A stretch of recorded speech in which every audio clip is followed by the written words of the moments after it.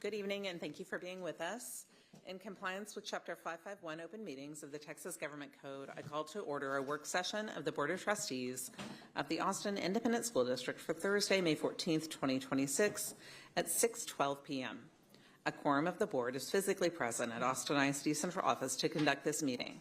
This meeting is being broadcast on cable channel 22 through Spectrum, Astound Broadband, and on channel 99 through AT&T Uverse.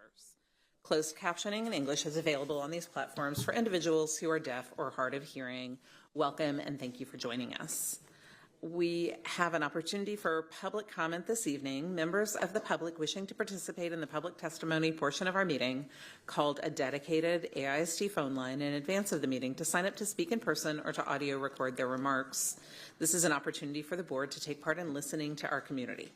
While we wish we could respond to each topic raised, the Texas Open Meetings Act does not authorize the board to engage in deliberation or take action on comments or complaints from members of the public if the subject is not on the meeting agenda. For comments related to posted agenda items, we will engage in any deliberations or ask follow-up questions during the presentation of that item on the agenda. Tonight, we had no callers who signed up to speak in person, and we have 11 people who left recorded messages. We will now play the recorded messages for public comments, so please listen carefully.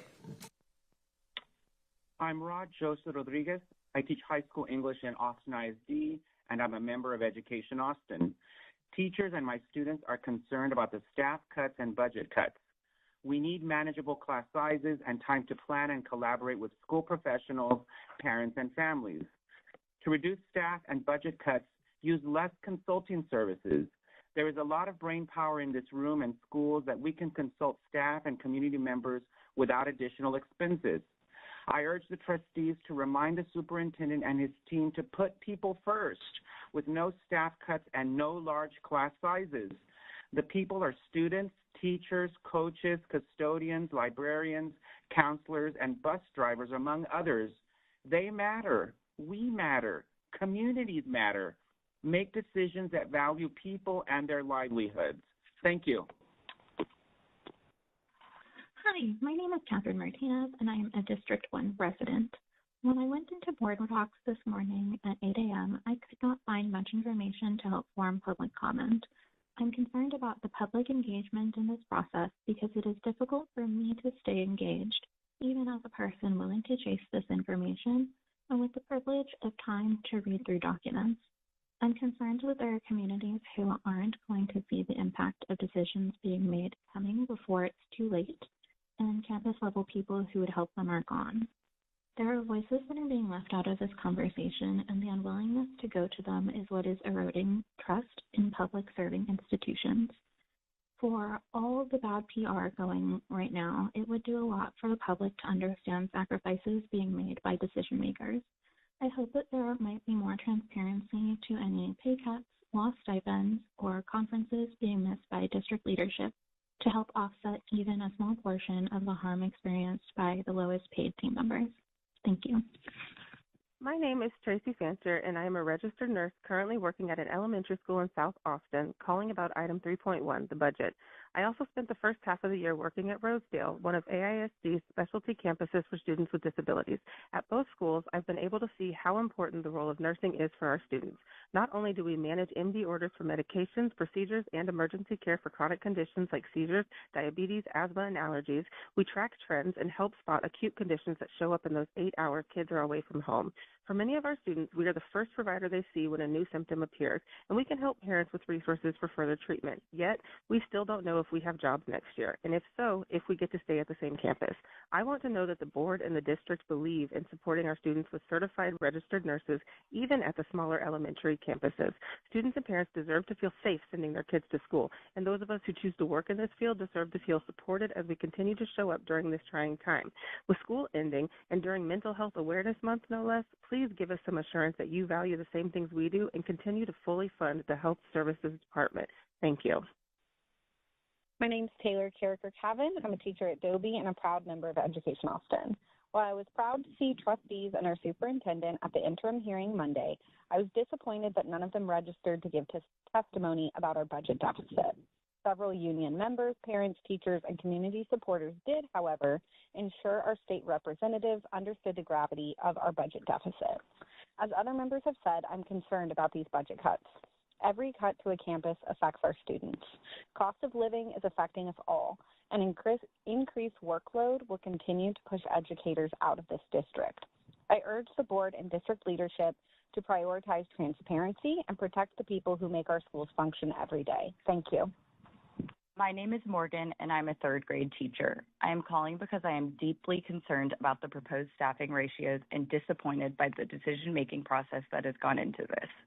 With the new ratios, there are 4 teachers at my campus at risk of losing their jobs. Some of these teachers are TIA designated. Another was recognized as our campus's teacher of promise. They are all passionate, dedicated educators. These are exactly the type of teachers we should be fighting to keep within the district. It is difficult to understand why teachers who are proving themselves to be effective and impactful are being pushed out simply because they have fewer years with the district. What message does that send to early career teachers about building a future in AISD? The reality of the proposed ratios are overcrowded classrooms in which teachers are stretched thin and students are not receiving the support they need. Our students deserve better, and our teachers deserve better. I respectfully ask that you reconsider these decisions. Thank you. My name is Erica Hoffman. I'm a teacher at International High School, one of the 11 closed campuses this year, and I'm a proud member with Education Austin. I'm calling in regards to the budget discussion tonight and to urge board members and decision makers within Austin ISD to not move forward with campus level cuts, instead turn inwards to the central office and in particular cut all cell phone and travel stipends for the positions that they are shared with, as the expectations for staff more broadly in the district do not get the same kind of payouts. And this would not lead to people losing their jobs either, whereas non-certified teaching staff are losing their jobs in spite of there being twice as many vacancies as there are proposed impacted salaries. And Austin ISD has an exemption through the District of Innovation to hire non-certified teachers.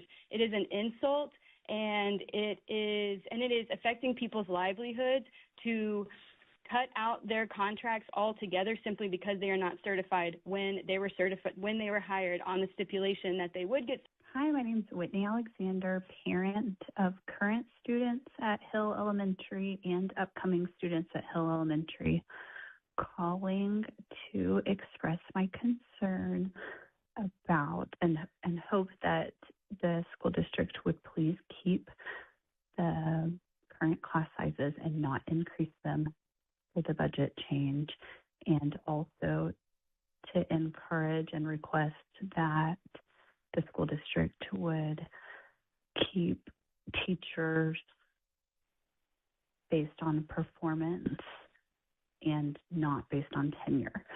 We were surprised to hear that some of the teachers who are well-loved, I believe have great performance, great peer reviews, are being considered for not being able to continue their contract. And I think that we can surely do something different to help alleviate the budget, that keeping amazing teachers who have shown great promise and great care for their students and success in the classroom as a school. Hi, my name is Zeb White. I'm a speech-language pathologist at Doss Elementary, and I'm calling concerning the budget. I wanted to urge the board to maintain the full special education and bilingual stipends for our entire team. When I attended last week's board meeting, the administration suggested that proposed cuts only affect staff who do not work directly with students, but this is simply not accurate. Moving SLPAs, diagnosticians, LSSPs, and other SPED staff to lower tiers ignores the reality that these providers are on the front lines working with students every single day. Special education is a collective effort. Destabilizing our support staff and evaluators risks the compliance that we only just regained in February. Furthermore, losing these veteran staff members directly threatens our ability to recover the lost SHARS revenue from federal Medicaid sources that the district desperately needs to address the budget crisis. Please protect the full SPED stipend for the entire team to ensure student stability and fiscal responsibility. Thank you. This is Sharon Bain, the parent of 2 AISD graduates. I'm eager to see the discussion tonight about the connection between budget and baseline academics, a topic that rightly keeps surfacing in board meetings. I encourage the administration not to let the desire for a pedagogically perfect definition get in the way of what's needed right now to make smart, strategic budget decisions. What are the basics? Where are the holes? How can we allocate to fill those holes? What is the difference between ELA at a Band 1 school and a Band 4 school? How do we remedy any difference between math at a Band 1 school compared to a Band 4 school? That's the kind of basic information I believe trustees need in order to decide on this year's budget. Thank you. Hello, Board of Trustees. My name is Peter Kim. I'm a substitute teacher and a member of Education Austin, and I'm also calling to again ask that the board seriously consider and do everything it can do to preserve our frontline staff and teachers as much as possible. Specifically, I want to ask if there's really no other way to resolve a budgeting crisis without forcing secondary teachers to move to 7 of 8 schedules. Those teacher-to-student ratios are going to be absolutely unsustainable. That's going to have the time that teachers get to plan and do out-of-classroom work while at the same time increasing the number of students that they're going to need to manage. You are going to be absolutely flogging them, and the resulting exodus of qualified teachers is only going to accelerate that student-to-teacher imbalance. And this is for all our sakes, not just for the teachers, but for the sake of the district as a whole. I'm asking you to reconsider this point because the thing we absolutely cannot afford to let happen right now is to lose even more of our teachers. Thank you. My name is Robert Rosenblatt, and I've been a counselor at Northeast Early College High School for 12 years, and I'm a parent of a McCallum High School senior. I'm calling to comment on item 3.1, the budget. The story of the Northeast senior who was detained by Immigration and Customs Enforcement while driving home from work has garnered significant community attention. This student is the second Northeast student that the counselors know of who has been detained, and the 15th student that we are aware of who has been directly impacted by ICE detention of a family member. While we have no way of knowing exactly how many families have self-deported or otherwise stopped sending students to school due to concern for their immigration status, it is safe to say that nearly every student at Northeast knows someone who has been detained.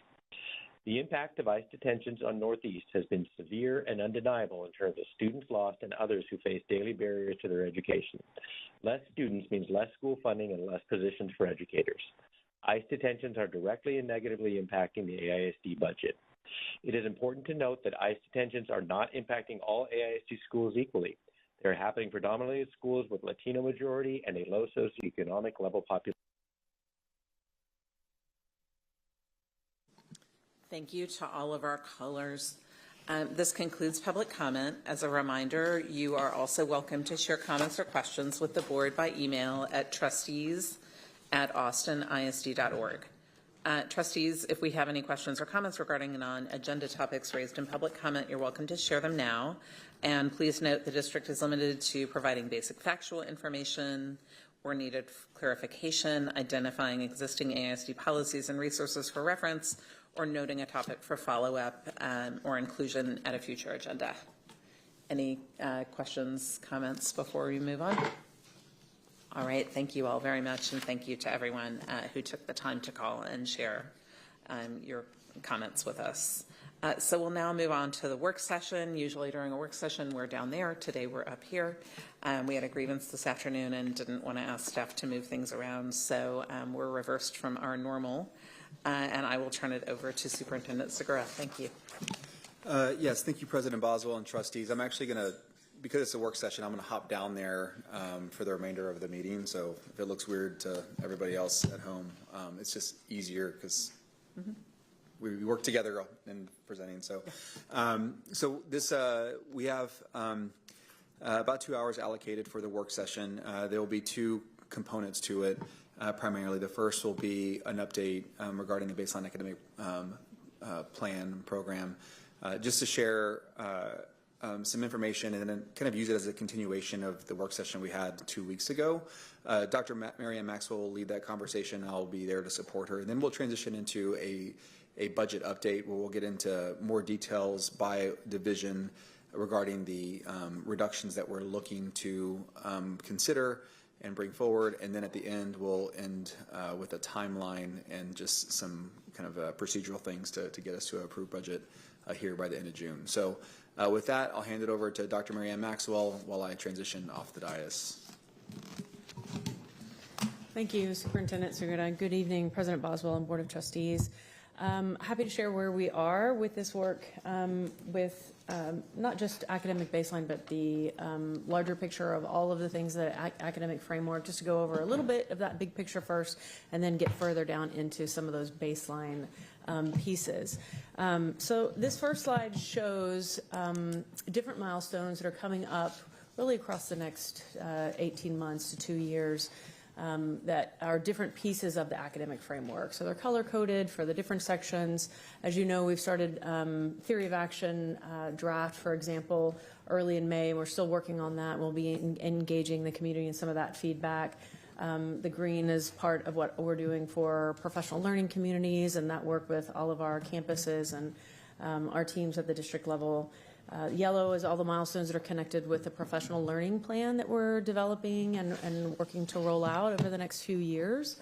The orange represents the pieces of the plan that and the milestones of the plan that have to do with curriculum and instruction, which involves programming, academic baseline, program evaluations and decisions for how we're deciding on bigger picture programs in the future.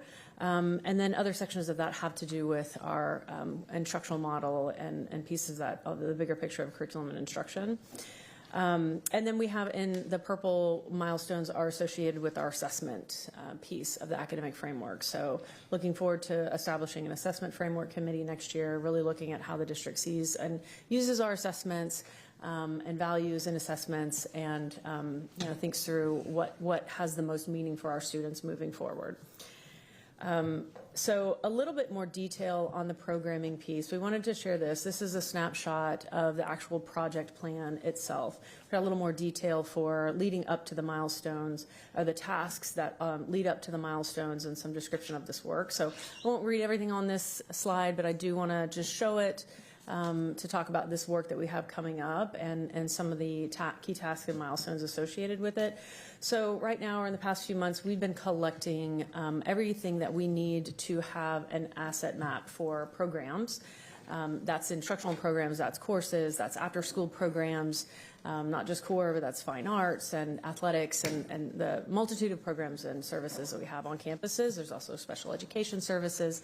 And so this is a huge work and still under development. We've started that draft, and the ultimate goal with that is, as we verify campus programs with campuses themselves, and we've done some of that work across departments, where the goal there is to draft a public-facing program map so that students can, so that families can see, and anyone in the community can click on this map and see what schools are offering. There's a lot, it's difficult information to come by in various sites that we have across the district. So we're really trying to streamline that and make it more accessible to the public. And this is really just information on what we currently have on campuses. At the same time, we're working on drafting that academic baseline, sharing that with everyone, and it's really important. An important piece of that is really engaging community and getting feedback, engaging staff, getting feedback on that academic baseline. We definitely don't want to create that in a vacuum. We have a lot of information, especially from long-range plan that was done, that feeds into that. But there's been some time and some changes since the long-range plan. And some other logistics that we really want to consider that we're facing now, as far as actually operationalizing a lot of the things that are in that plan that would inform that academic baseline. And then, of course, another piece of this going into this, all kind of happening simultaneously, creating that program evaluation process. I mentioned this a little bit in the last workshop that we had a couple of weeks ago. We really should have a process for evaluating programs. We would like to share that and get feedback on that as well before we start evaluating programs, and work with people to really develop a strong process for that. Ideally, at the end of this, and by August, we would be able to launch that campus programming map. And then moving on, then we're looking at analyzing campus comparisons. So now we have all the information gathered, it's shared information, and we'll go back into what we had done about this time a year ago, which is really to start comparing what different programs are offered at campuses, where we may see some gaps, and what we might, as planning ahead for identifying courses, programs, and making sure that they're in all the places they want to be. That should be also aligned information to the academic baseline, right? So we'd be able to finalize all of that work at that point, continue evaluations of programs. Ideally, for any programs, prioritizing what we start evaluating next year in the fall. Ideally, if there are any changes to programs, the timeline here would like to have those program decisions by the end of fall, because that will inform any changes that need to happen for campuses or adjustments that we need to do program-wise, and give everyone plenty of time to make those adjustments. It's a little bit of an aggressive timeline for that kind of work, but if we prioritize the programs and then really set maybe a 2-year or 3-year plan on what we are evaluating, then I think we could really take care of some things first that we feel might have the most impact to the system. And then make those decisions so everyone has plenty of time. I'll obviously understanding timelines are what we work by, and then sometimes things happen. So there might be a few things that need to be pushed back.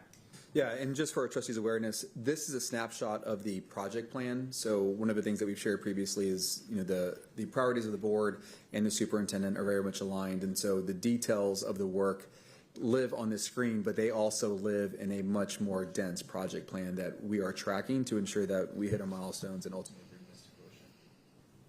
Yeah, thank you.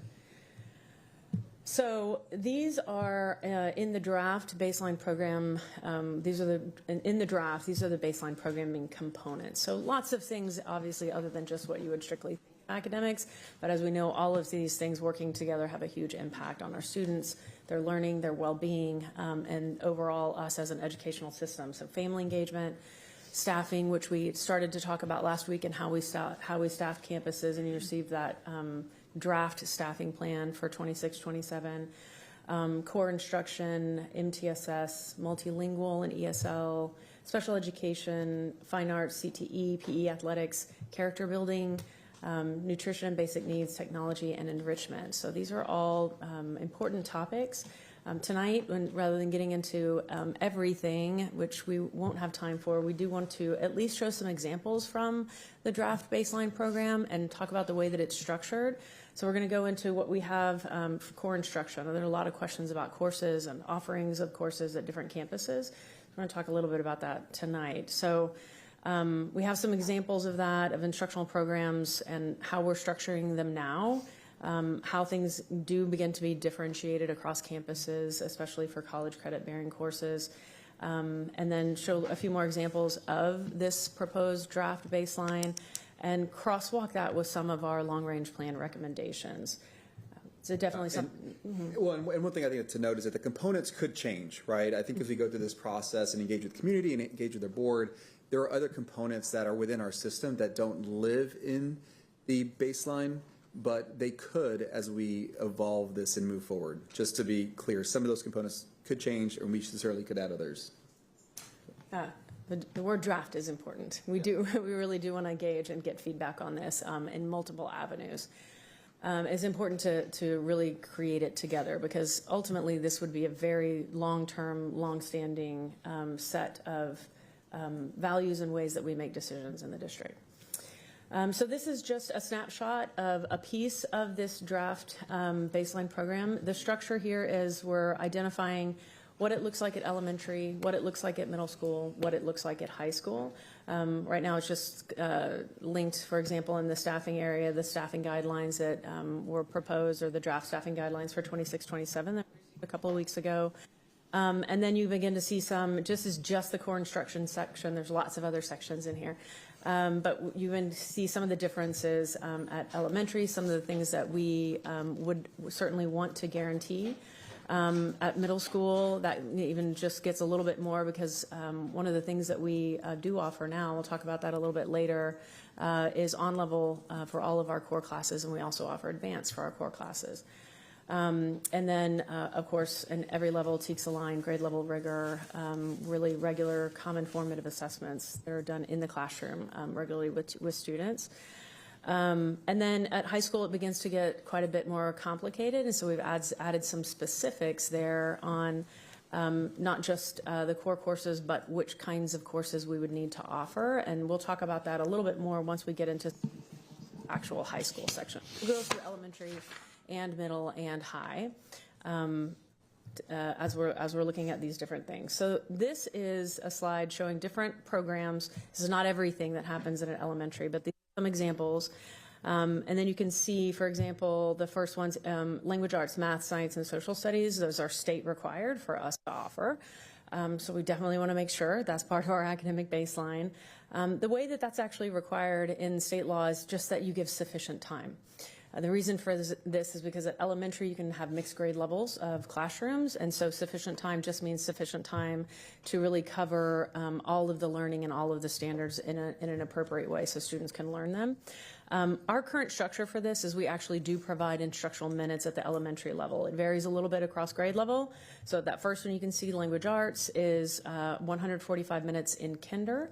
And that actually reduces down over the years. So by the time you're in 5th grade, it's 110 minutes. You can see some of the reasons for that. Well, foundational literacy is important. It takes time with 5-year-olds and the younger levels. And so there's a lot of that structured literacy that happens. That's reduced over time as they get older, as you increase things like math and science, and as students get deeper into those subjects. So one of the things too, like on the next slide, this is elementary continued. So this is an example of some of these things are required by the state. Some of these things are required locally by our local policy. You can see physical activity is required by the state, K through 5, either 30 minutes daily or 135 minutes per week. And that can either be part of PE or through structured activity during recess. That's how the actual code is written. We provide that with 135 minutes weekly of PE for K-5. So we ensure that in our instructional minutes guidance that happens at all of our campuses. We are actually able to accomplish that. Previously, there was an ABC schedule, which you can see referenced in our local code. In the WOW section, that is working out for wellness. That's required locally for elementary schools. And that is a result of when you're on an ABC schedule, then you don't always get 135 minutes per week of PE. And so that time was implemented to ensure students were meeting their minutes. So that was under a different schedule. For bilingual education, for example, you're state required to offer that with 20 more students who speak the same language other than English at the same grade level. There are 4 different models that you can offer. We offer 2 of those, dual language one-way and or dual language two-way. Pre-K3 is another example. Pre-K3 is not required by the state at all. Pre-K4 is required by the state if you have 15 or more eligible 4-year-olds. We have half or full day Pre-K3 at 36 campuses, and we have full day Pre-K4 at 66 campuses. This is projected for next year. An important thing to note is you only get half-day funding for pre-K. And so what we have to do in order to have those, especially a full-day program, we partner with other early childhood agencies that work with us so that that is what allows us to be able to have all of our pre-K at all of these campuses. As a side note, the long-range plan, one of the things that it is operational recommendation is that the district have universal pre-K at all of our campuses, at every elementary campus. So that's a little bit of a difference between, you can see, and what we'd like to work on as part of this process with all of our staff and the community as we're setting academic baseline and really talking through these things.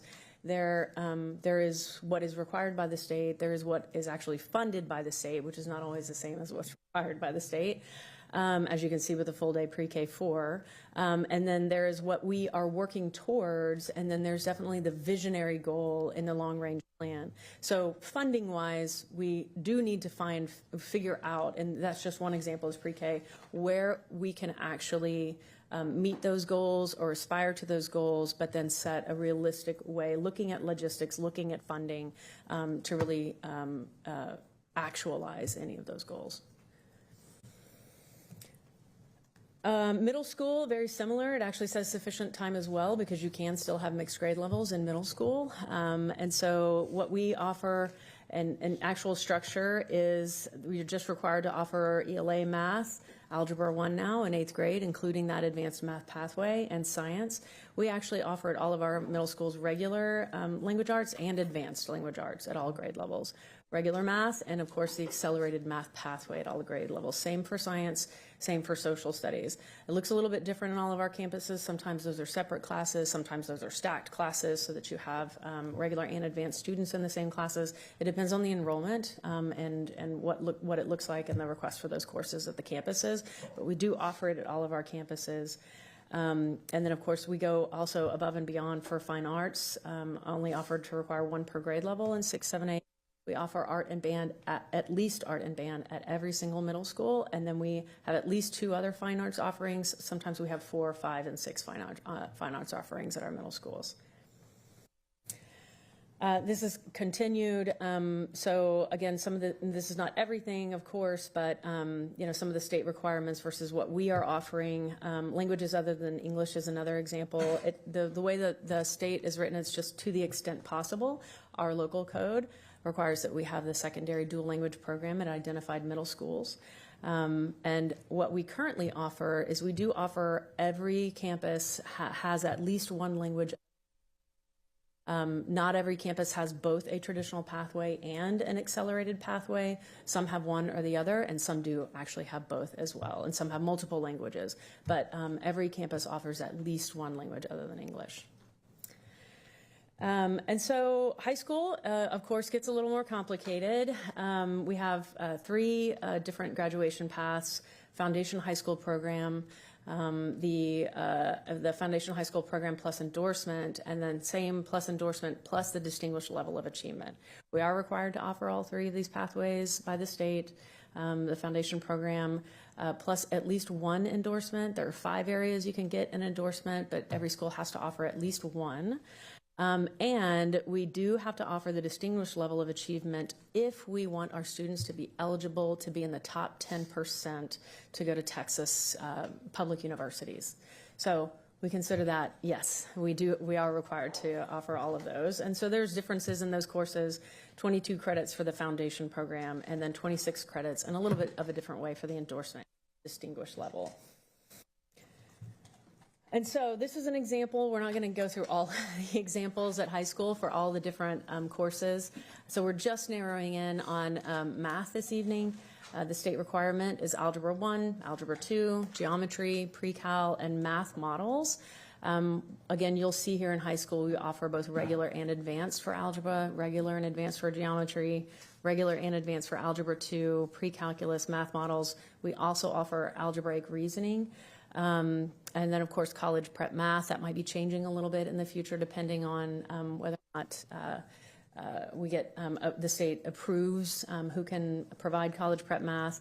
And on our district-wide course sheet, we also offer calculus and statistics at all of our campuses. Now, it doesn't always make it all of our campuses. Sometimes it is just one small section, but we do offer that on the district-wide course sheet, which will be important coming in the future, especially because we have more and more students that are going through the advanced math pathway and need that final math in high school. And then you can start to see minimum of 2 college credit classes, for example, so that gets a little more in-depth as well, but it shows us that we do have to offer a variety of these additional courses plus electives and all of that in order for students to be through any one of those 3 pathways. Yeah, and I think one of the things when Dr. Maxwell and I are really kind of thinking through how this is going to look, when I look at the 3rd column from the left, specifics of the requirement, that is what's required. Furthest column to the right are all the ways that we can meet that requirement with our current suite of offerings, right? So any high school can kind of build out their academic program and use that set on the right to meet the obligations in the middle. And so you can imagine how many different combinations you can see when you have the number of high schools that we have. So each high school gets the same allocations, but they choose based on, student desire and need, as well as kind of how they're structured and maybe their academic focus to kind of make that match. So it's very, very difficult to really kind of say, hey, for this specific program that's not a requirement from the state, like what is the expectation for all other campuses? That is really, I think, one of the things that we struggle as an organization to really communicate effectively, and also I don't think it's very well understood because they all get the same allocations. It's just how they build up their program varies. And so this is a really good example here that I think we want to walk you all through. Yeah, so these are some snapshots from our program map. These are the top one is AP courses, middle dual credit, the bottom is on-ramps. These are actual high schools, Campus A and Campus B, that have very similar student enrollment, and so they both are staffed following the same staffing method. And as you can see, the AP courses, Campus B offers quite a few different AP courses. It's about the same in dual credit for both campuses. And then when you look at on-ramps, Campus A offers quite a few more options in on-ramps than Campus B. Again, so some of that is just built on their programs. Some of that is built on the traditional enrollment and the choices of the students, and then demand at that campus and communities and the way that they built their programs. All of them meeting, of course, the minimum requirements, but just it looks different in execution, because there are multiple ways for students to earn college credit in high school. So that really is why this is part, and we kind of honed in on that part when we're talking about budget this evening, thinking through how our campuses are staffed, how that really does affect programs, and how they choose to allocate those staff according to programs. And this is just math. This doesn't even include CTE. One of these campuses has quite a few CTE courses. Yeah, so both of these are AISD high schools. Yes. Both of them are very similar in enrollment and have nearly identical allocations, right? And this is how they each individually meet the requirements for graduation and are compliant with our policies and state requirements. So it just kind of shows you the array that you can have within Austin ISD, which I think is a good thing. It's just complex. And I think it'll be helpful for the community to be able to see, once we can verify and complete this program map, everything that is on there. You can actually, this is just narrowed down for snapshots for tonight. This is actually a list of all of our campuses, and it goes so long in offerings that you wouldn't even be able to print it and see it all. So it's a very comprehensive sheet for all of the courses that our campuses are offering right now. And again, this program map so far in its earliest form, which is a spreadsheet, we want it much more user-friendly and interactive for when we can publish that on a public-facing site. It's really helpful to use this and see across campuses what's happening, and again, where we can find some gaps and work to make improvements. So I mentioned earlier long-range plan recommendations, and we've done a crosswalk to address similar areas. In the long-range plan, these are some of the major areas talking about the operational recommendations for the district for academics and CTE and athletics, facilities, safety, security, so on. And so that was definitely something that we'll continue to reference as we engage with staff and community on baseline academic programming, to really see that vision, and then again weigh it against current realities, and then come up with real logistical solutions, ideas for academic baseline, but logistical solutions for actualizing those goals. Some of the things we have already started working on, as you well know, and I get to talk about up here quite a bit, that are goals in the long-range plan. There's a section in the long-range plan called baseline programming. A section in that is called curriculum. And then, of course, the first thing is asking us to define that what baseline and fundamental means to Austin ISD, quality of instruction, focus on literacy, developing writing skills, providing more options for advanced classes for underserved students. Again, something I've been able to share with our teams, have been able to share with a little more about how we're working with campuses on increasing those opportunities for students. And then another large recommendation is here's improving curriculum for all students. And so I'm pleased with that work. I believe that it was the right place to start.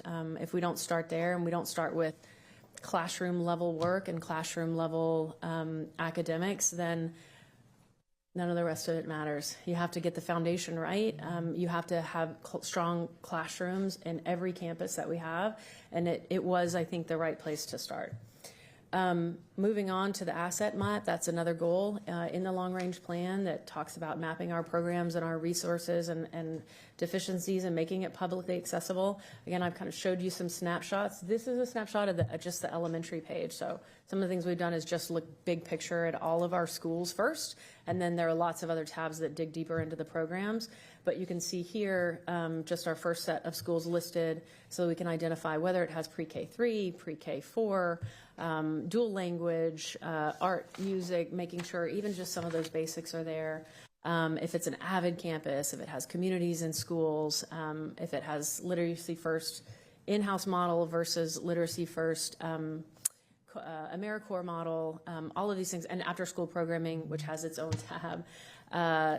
So we can just kind of take a big picture and see those things. And ideally, anybody would be able to click on that and say, okay, I'm zoned to the school. I'd like to know if it has an after-school program. And you're not having to search through the website at the school or at different campuses to see what they have.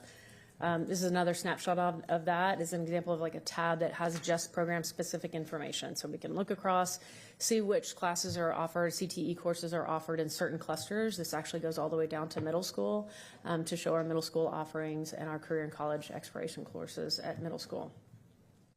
And that is the end of the academic baseline section. Yeah, no, I think for us, we just wanted to share an update and then also just reinforce kind of the complexity that goes into just tying staffing to programming because there is so much, flexibility in how our programs get built against our requirements.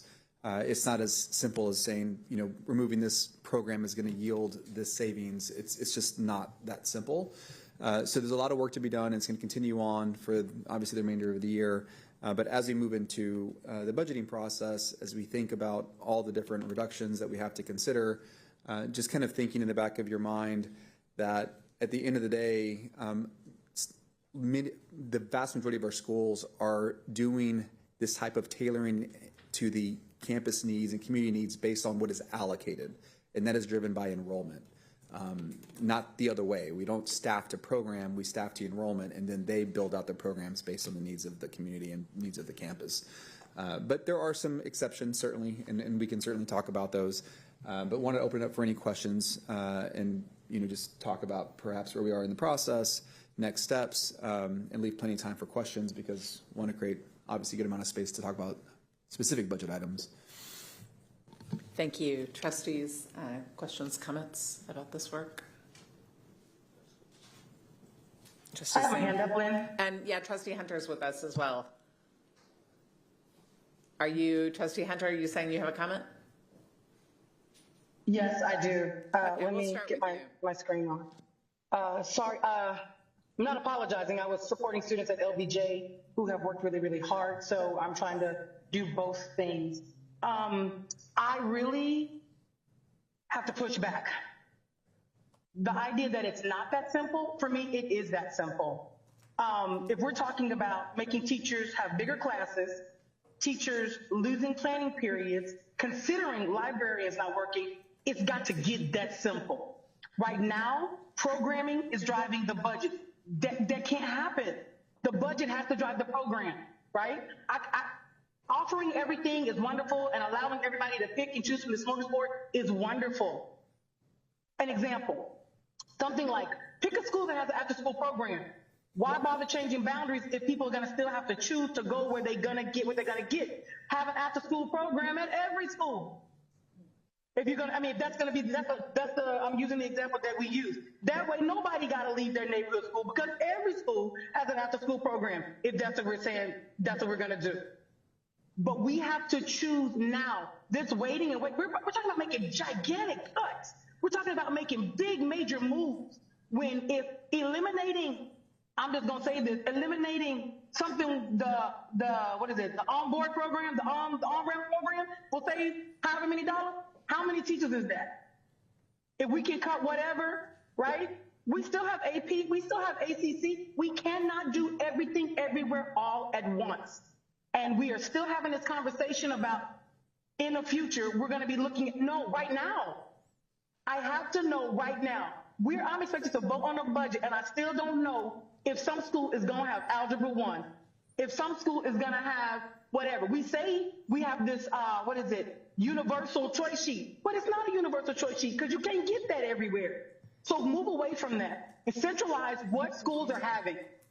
That's what we have to do. That's what we have to be thinking about. And if the administration is not willing to do that or consider that immediately, then what are we supposed to do? What is the other option? And I actually need an answer about that. Yeah, thank you, Trustee Hunter. No, I think for the initial comment, I didn't want to communicate that it's complex in the fact that it can't be addressed. And I think the only point I was wanting to make was that there are lots of different ways to use the staff that are allocated. I do agree with you when it comes to campus-specific programs. Avid is a good example, and we'll talk about programs like that in the next section. We are going to have to make difficult decisions around the reduction of some of these programs, as good as they are and as meaningful as they are, but those aren't necessarily tied to the baseline academic program offerings. But I think your point's well taken, and perhaps maybe shifting to the next conversation will help address some of that. But yes, we have a big gap. We have to cover it. It is when 87% of your budget is staffing, and the way that we have staffed historically hasn't been extremely tight, you get to the point where it's a big expense, and with enrollment declining, the adjustment is difficult because of just how we are and how we've been. So I'm happy to, that's what we'll talk about here very shortly, Trustee Hunter, those types of reductions. Okay. Thank you. Anything else, Trustee Hunter? Okay. No, I'm going to continue to take notes and just see if this thing comes to fruition the way I'm hoping that it will. Thank you. Thank you. Trustee Singh, I think you. Yeah, sure. So thank you. I think I'm actually pleasantly surprised by what I see, because this is getting closer to what I was imagining in terms of the academic baseline and just laying out what's offered where. Although I do, if I interpret what Trustee Hunter said correctly, like getting this now is problematic, obviously, but we can't change that. We got what we got. But thank you for. I could tell that. I imagine you did a lot of work on this, so thank you to the staff for doing that. Since I think we're going to receive like a first draft of this, it looks like in June. Is that right? Did I see that? I don't know if I saw that correctly on the calendar. So really the plan is to start sharing for feedback very soon. Like, I'm ready. Okay. Okay. So I'd really appreciate, being able to share it with a few groups, get some feedback with some key members from key members of the district, all of you, key members of community, just to get some feedback as well. I think broader community engagements will start a little bit later. I definitely would want them to start this summer, but I also don't want to create a situation where not everyone is able to be there and participate. It has access, and I know we lose some families and some access to people over the summer. So I think we could probably do both, maybe even start it a little bit earlier and then continue in the fall. Okay. So, sorry, I just lost it. Okay, so I think I'm going to just offer some quick feedback. Sure. That's easy. Mm-hmm. And I heard Trustee Hunter also mention after-school programming, and that was actually one category that I think would be helpful to have, is yes. Tracking, like, do we have a baseline of after-school program offerings, like for Title I schools or whatever? And if we don't, that would be helpful to know too. But that, like the out-of-school time, was something that I think would be really helpful to our families to know. And the other thing was, I know that there was mention of a category for athletics and fine arts and things, but extracurriculars is kind of different. So I'm thinking about things that are offered outside of the school day. We've got some schools that do like robotics and this and that, and some schools that have mariachi and, whatever, but like a step team here, but do we have sort of a target type of extracurricular, you know, whether it's in the fine arts area, cultural type area, or something that gives flexibility. But is there stuff that's happening after school too? That's a huge piece of the equity, as you all know. It's the experiences kids even get outside of school. The other thing that we haven't talked much as a board, but one thing that the research is showing is more important, and there might be room for this in the baseline, is it's around technology. And that could cover, I think parents do want to have an idea of like screen time caps for different grade levels, and so I think that's really important. I think knowing whether or not we're going to be offering some AI literacy is critical. I know the state doesn't have many or any regulations around this for schools, and yet our kids are already being bombarded by this. Our teachers are, and we're not teaching AI literacy, and there are products out there that I think could be really helpful to us. And just wanting to know where the district is on. I'm not saying like we got to do this, but parents are asking it, and there are other schools that are being very explicit about how they're going to be teaching AI, and so I think we've got to think about this as a really from a parent perspective as well, as much as possible.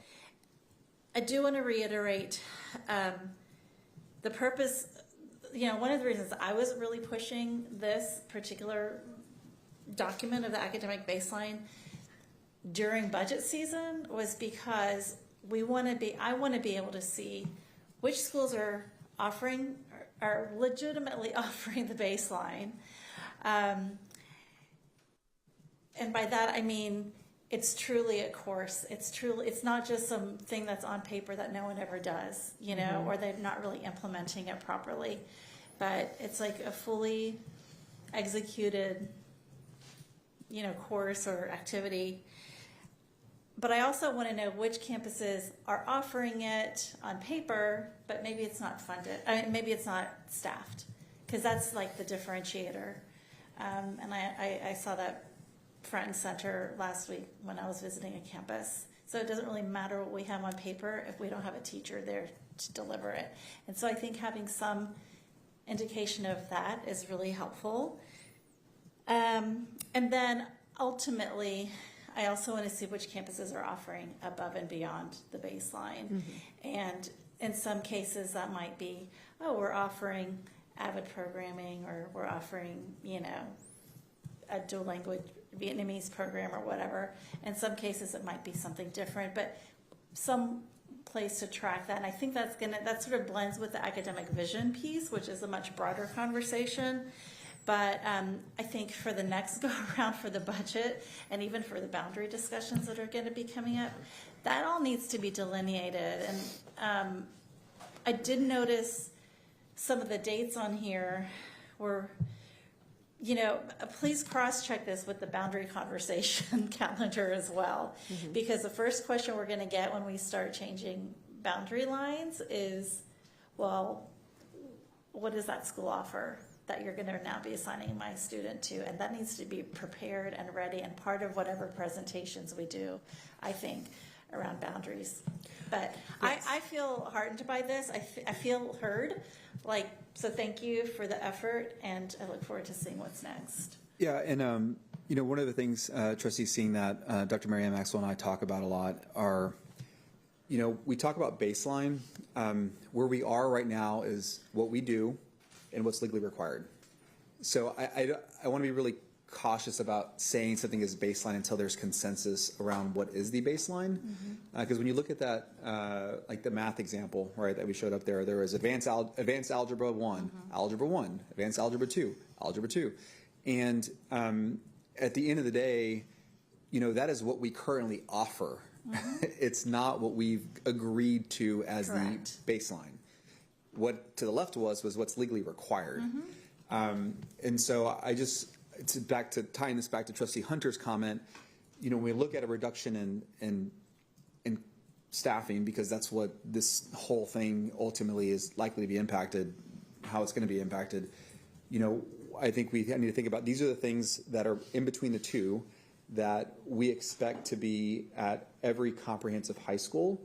And then perhaps there's some level of autonomy to offer these others, but these other suite, these things that are above and beyond, add complexity, perhaps a certification that's maybe difficult, perhaps it's hard to hire someone for that role.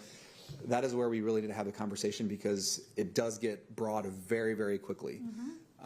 So I just want to be clear, like I don't think we have currently a baseline academic program. What we have is what we've been doing. We have the LRP, which is very aspirational, like it's very, very big, and frankly, we can't afford it. So in between is where we're going to land as we go through this process. So just to be like, really transparent about. I see that, but there are plenty of things that we do that go beyond, that we currently do, like the PLCs in elementary. Like we know that's a thing, it's not, and that's, I don't know if that's something that would merit being in the academic baseline plan. I personally think it would be, because to me, it's just like whatever you would expect at a campus. So some of it, yes, is legally required. Some is legally required, and we're currently doing it at every campus. And then there's that other category of like to be determined, right? But creating the placeholders for all of that is very helpful for me to see. Right. But man, this is not, but where we are now and where we're going to get over the next 6 weeks before we approve a budget is not, like, I don't think there's anything in here that's going to help inform me on a budget vote. I mean, do you, honestly, Mateus, is there anything by going, whatever you're going to do with the academic baseline plan that's going to help inform a budget vote? I think the mapping is what is most helpful, right? As we talk about where current programs exist that maybe aren't tied to courses, because we looked at an example that was courses, but there are lots of other things that are at these campuses that we spend resources on. So I think in that regard, because we have been talking about Band 1 and Band 2, and we have been talking about lessening the impact for those communities that have been historically underserved. So I think in that regard, this effort does help, but I don't know that it helps change meaningfully the total reduction that we have to take, or in the way that we would take it, because again, most of this is driven by enrollment, and that it's kind of like you have the enrollment, how do you apply those resources against what you want to do? And that's where I think this conversation really begins to take root. That's right. Well, I think that's a fair question. Yeah, I would say like during the next few weeks, as you continue developing the academic baseline, if there are ways that you can help us see how this is informing the budget process and making that really explicit, like that to me was kind of the whole point of doing this now. Right. And making sure this happened before a budget vote. But if it's not going to inform the budget vote, then, I mean, fine, it'll help for next year, but it's not.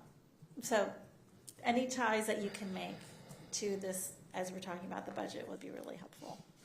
There are sections, there's an enrichment section which really addresses after-school programming and things like you're talking about, like extracurriculars as well. There's a technology section that does talk about, and I think in that sense it would help inform budget decisions, because it is more high level based around values and the direction that we would want to head. It doesn't have necessarily any specifics in it, like, and no more one-to-one or, anything like that, because we're really establishing kind of where we're going and what we consider should be happening at all campuses is that sort of main goal in my thought of the baseline. And that can be used to inform those decisions. But we've had lots of conversations, just another one today, about technology and, its appropriateness in the classroom and where it belongs best for being developmentally appropriate in AI and all of the things associated with that. Thank you. Anyone else? You willing to? Sure. Thank you.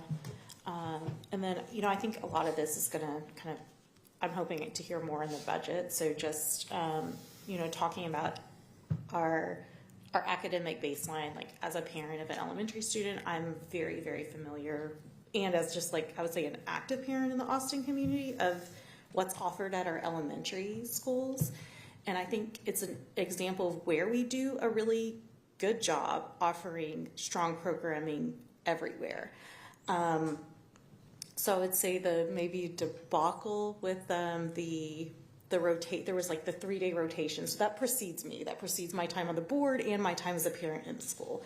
And I know about it because when I was a candidate, I had like little kids like standing up in a, community meeting telling me that they were like concerned about that changing, and how they thought it was really cool that no matter where kids went to elementary school, they had the same offerings.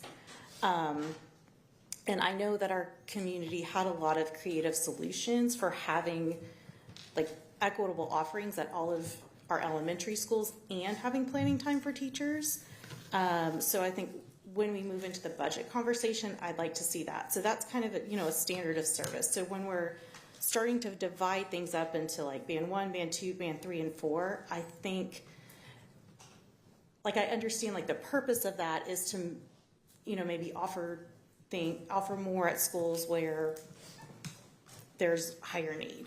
But I think that also kind of runs into another like shopping situation where it's like, well, do I want my kid to have more reading, or do I want them to have more art? And like, I don't know what the answer is for different families, but I can see that kind of devolving. So I think when we're talking, so I guess I'm bringing it up now. I was going to hold on to it, but because of standard of service, I have more questions about the ratio and budgets later for elementary school.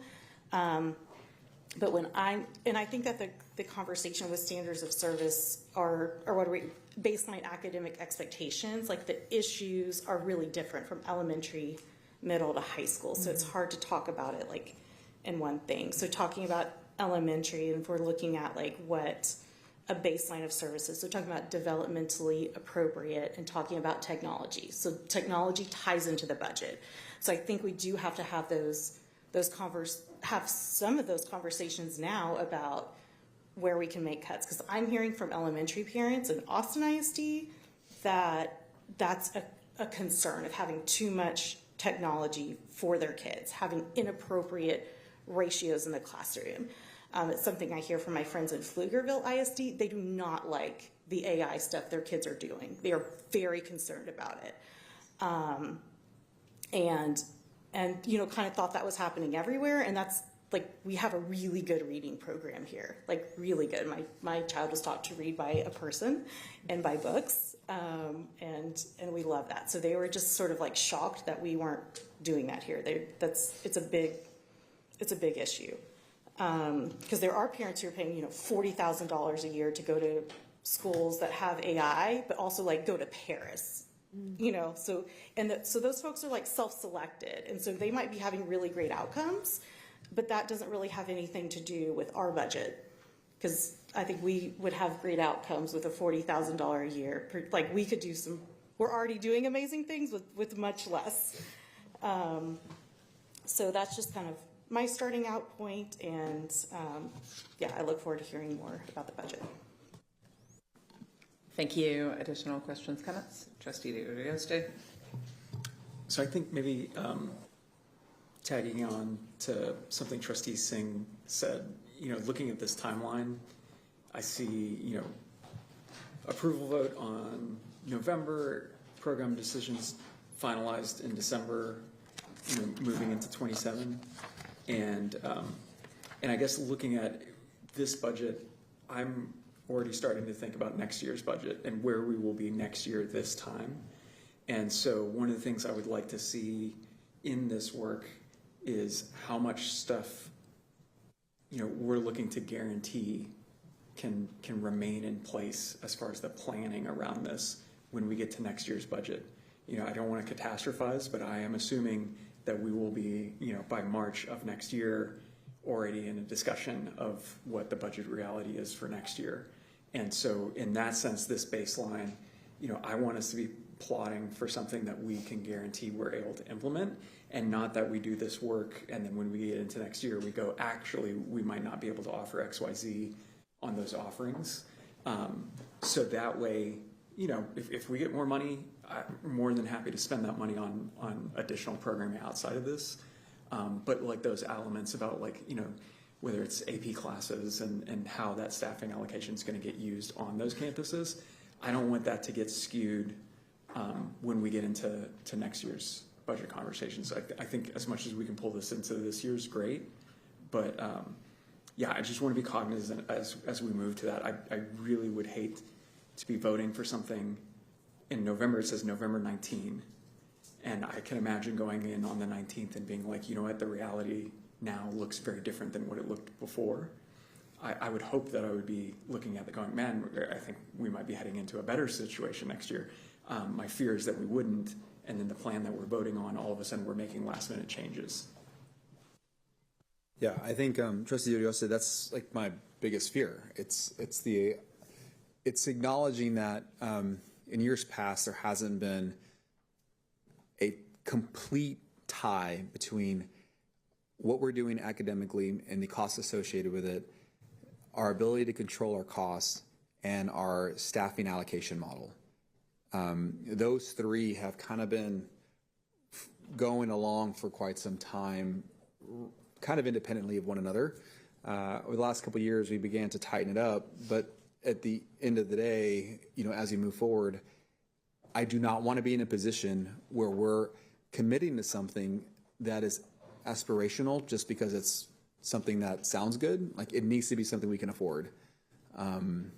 I think what we run into sometimes is the LRP process, as great as it was, and it is a great document, many of those things just aren't able to be accomplished because we don't have the resources to do it.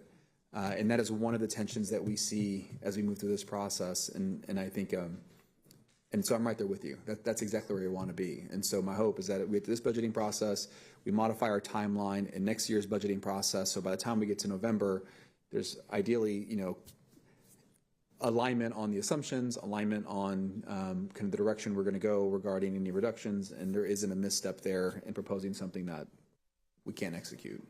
I mean, that's exactly what it should be.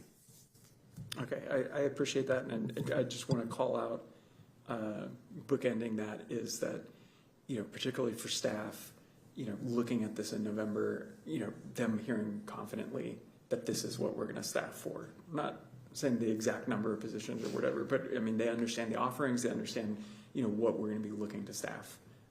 That would be my ideal on that. And then the families as well, as I think everybody is parroted, that they know what's available on those campuses next year.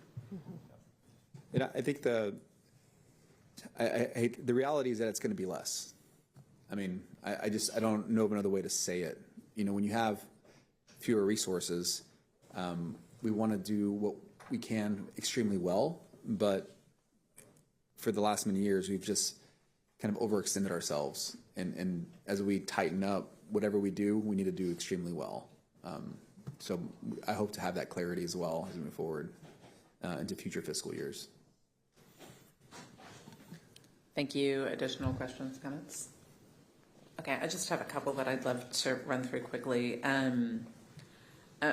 I appreciate this work. It's really helpful to kind of understand what's coming, what people are thinking about. I see a lot here about talking about what we are going to be offering, that baseline idea of kind of what is there. But I don't see as much, and it may be, like you said, there's a lot we're not seeing of that how, and I think our community is asking for both, right?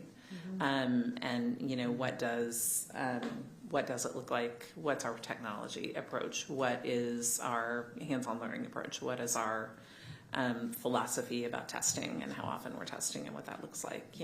What is our philosophy about all of this? And I hope that as we do it, I know there's a lot of educational language in what we're putting forward, and that's a language we all speak that helps inform our budgets and helps connect to our scorecard and all of that. But I hope we're also able to tell a narrative for families to say, like, what's school going to look like? Mm-hmm. I think we speak one language, and families, there's a lot of choice, right? And families choosing schools speak a different language, and they want to know, like, what does my kid's day look like? What's my kid going to do all day? How does that look? Yeah, how are they going to be reading novels? Are they going to be, what does that look like? And so I hope we can kind of do parallel work to help our families understand that. And I hope we're going out and asking families who don't have kids in the district yet, asking our students, asking the people who are in our classrooms closest to our students who are doing the work to help our students achieve in all these ways. I hope they're part of this process. Languages other than English, I just want to flag, we've heard about a campus, a middle school campus that isn't apparently offering that. I don't know if that's true or not, but I just want to flag that that's something our community has raised. The high school graduation plans, I know at one point we defaulted every student to the distinguished plan as a district. At one point that was board policy. I don't believe it's board policy anymore, but that was our default, and you could opt out, but we opted you in. And, if you look at our TAPO reports, we have some campuses where almost everyone's on that distinguished plan. We have some campuses where maybe only 70% of our students are graduating with that distinguished plan. And that, by definition, you're going to have fewer advanced math opportunities, fewer advanced science opportunities, because fewer students are taking advantage of that fourth year. And I think that structurally can build in fewer opportunities. And if calculus isn't making, maybe it's because there isn't an expectation that you do the distinguished plan. And, again, I think we expect families to know a lot, and not every family knows that you're not eligible for the top 10% rule in Texas if you don't graduate that way, right? And then our kids are missing a lot of opportunities, especially as our state has invested. If you're a family that makes less than $140,000 a year, some UT schools are free to you. Some of some UT system schools. So I'd really like to think together about that, about how we're structurally building in fewer opportunities some places. If you only need 22 credits, the menu is shorter. If you don't need that fourth year of science or math, the menu is going to be smaller. And maybe that's why calculus isn't making some places, as opposed to kind of saying this is kind of our baseline, our default. And I would love to talk with our policy committee and the administration about whether we want to think about kind of making that statement again to our students in our community. That's what we hope you'll do, and you can choose something else. But just kind of communicate that way. You want to say something about that? I was just going to ask, when was that? Do you remember when that policy was modified? I don't know when it was modified, no. Okay, when it was modified to go back, because it sounds like at one point it was. Okay. But and I could be wrong, but I believe that we had a board policy quite some time ago that was our default. And I could be wrong, but yeah, we have people who can tell us. So I'd love to know that too. Really appreciate the conversation about out of school time and kind of those, whether it's, activities after school, extended day for our families who need that. We know that a lot of charters are offering that. We know that families are hungry for that. So I think those are my main comments about it. So thank you for the work. I look forward to seeing more of it and learning a little bit more about, kind of what this is going to look like and how it's going to convey information to our community. Thank you. And inform the choices we make together as well. So thank you. All right. Okay, we ready to move on? Okay. All right. You want to sit here? Sure. All right. It's always good to have you around, Dr. Maxwell. All right, so we're going to transition into the budget portion of the conversation with the remaining time that we have with our work session. So the first thing we're going to do, if you flip to the next slide, is just kind of remind our community and our trustees regarding the process. This has been a very involved process. We're evaluating everything on the expense side regarding compliance. We had lots of conversations with our departments and vertical teams. We looked at different strategies to kind of offset costs. And then at each and every point, we kind of validated to make sure that the number we were seeing was a number that was actually being spent. That is something that I think we can always do better. I never want to put a number in front of our trustees or in front of our community that I know isn't truly a reduction in cost. And then we tried to evaluate each of these expenses and determine, okay, what was it going to look like and how was it going to be felt by our community once that reduction was considered and brought forward. And then if we're going to make the reduction, how do we do it in a way that limits the impact to historically underserved communities? And as we've said before, we leverage this support and resource index in our bands to get there. So what we're going to go through tonight are just kind of higher level reductions by org. What you have, and I have handed this out to you all, is a detailed list of the backup of that information. It's a working document. What actually is not often, what is not known now is that each one of those documents has a much larger document that shows every single expense within the division. And that is probably a 4 or 5 inch ring binder. And so I'll hand it off to Katrina to take us to the next slide, just to kind of orient everybody to where we are, and then I'll go through the reductions by org. Thank you, Superintendent Segura. This next slide is our FY 26-27 preliminary budget. And one of the items that was asked is that we could bring back a budget looking at 16 and 17%. In a previous board workshop, we landed on a 15% fund balance, which means that we would need to reduce $177 million, and we'd have a negative $4 million that would go to our deficit. If we change that number to 16%, the reductions would have to total $184 million, and that would leave us contributing $3 million to our fund balance. And then to the far right, it's 17%, and so we'd have to do reductions of $192 million to contribute $11 million to our fund balance. Yeah. So thank you, Katrina. So the next set of slides, trustees, what we're going to do is go by org, or just a grouping of orgs if they're small. And what I'm going to do is highlight some of the things that I think I want to make sure our community is aware of and our board is aware of. There are lots of little things, but these are the bigger ones that I think we want to make sure we create awareness around. So we'll start on slide 23. This is the Superintendent and Chief of Staff Office. The way these slides are oriented, on the top, you'll see the existing proposed, kind of prior to any reduction, 26-27 budget. You'll see the number of full-time equivalent or full-time employees tied to that budget, the costs associated with the staff, and then the non-staffing budget, and then a total budget. And so within the superintendent and chief of staff, some of the reductions that I want to point out, we are reducing and removing the deputy superintendent business and operations position. That was something that we've previously talked about, something we proposed to help improve system efficiency years ago, but given where we are, not something we can move forward with. We have discussed, I think, openly the kind of change in our approach to our auditing efforts. For the last many years, we've used outside consultants to help with that. It's a fairly expensive line item, averaging between $300,000 and $700,000, depending on the year. We're going to kind of revert back to what we did several years ago and have an internal structure that reports to the board. TA monitors, we exited the TA agreed order, so that was a $90,000 expense that we no longer have to carry. Steady State is a contract that we had to support the 3 restart campuses as part of this, as part of our TAP turnarounds for Burnett, Webb, and Dobie. Now that we've transitioned to an 1882 partner, that expense is no longer necessary, so that's a reduction, several $100,000 there. You're going to see in each of these departments, and you have them in your backup, like detailed reductions around travel, food. You'll see overtime. You'll see these little budgets. They're buried everywhere. We've went through every one of those items and reduced them, or in many cases eliminated them. So you're going to see that come up multiple times, but wanted to make sure that you saw that it's across the board. And then at the bottom, we are looking to move away from the current print shop that we have within Austin ISD.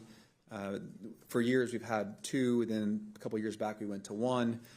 Every year, at least the last several years, we've had to supplement this org because it's not able to fund itself. The idea at one point was that they'd be able to kind of offset their costs by providing these offerings to our principals and to our staff. The reality of it all is that at the end of the day, we're using less paper.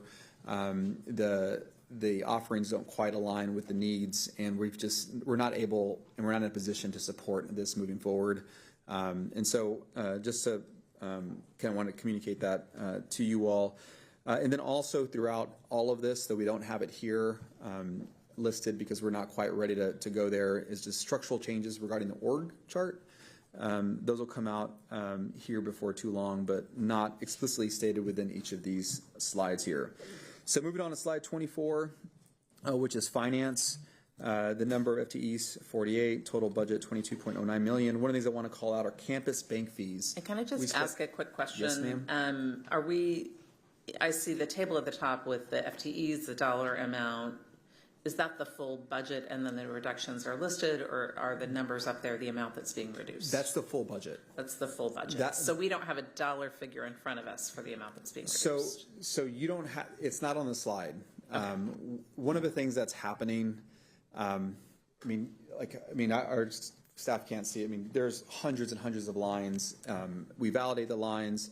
We were considering putting summary, but then the reality is that there's lots of other items that are not within these bullets. They're beneath them or kind of not at the same level. So we do have like subtotals currently, but they're not listed on the slide. You do have them in your backup. And again, I think one of the things we're trying to balance are the direct cost reductions and the staffing cost reductions, which are not finalized yet. So to show a portion of it, it's just difficult kind of where we are in the process. But I certainly recognize, and we've talked about this, the desire and the need to just have the dollars out there as we move through the process. What you have is all the dollars here, but not broken down by slide here. And I think it's we have this binder, but our community doesn't. And so I think that's the question is just kind of how people are understanding what we're looking at. So thank you. Just wanted to be really clear about that the top line is not the savings. Correct. It's not the savings. And the savings aren't shown. So thank you. And that's why you're going to hear me continue to identify by dollar amount where I can verbally. No, that is definitely something we will be showing here shortly. Moving on to finance, campus bank fees. This is a little bit less than $100,000. These are fees that we carry across all of our accounts.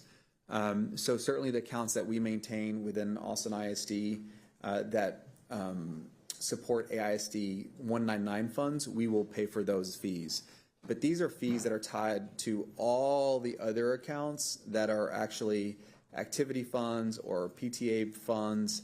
These are the $35 fees that you get or $90 fees that you get over the course of a year to actually maintain the account. I mean, we all have checking accounts, but given the scale, it's a very, very large number.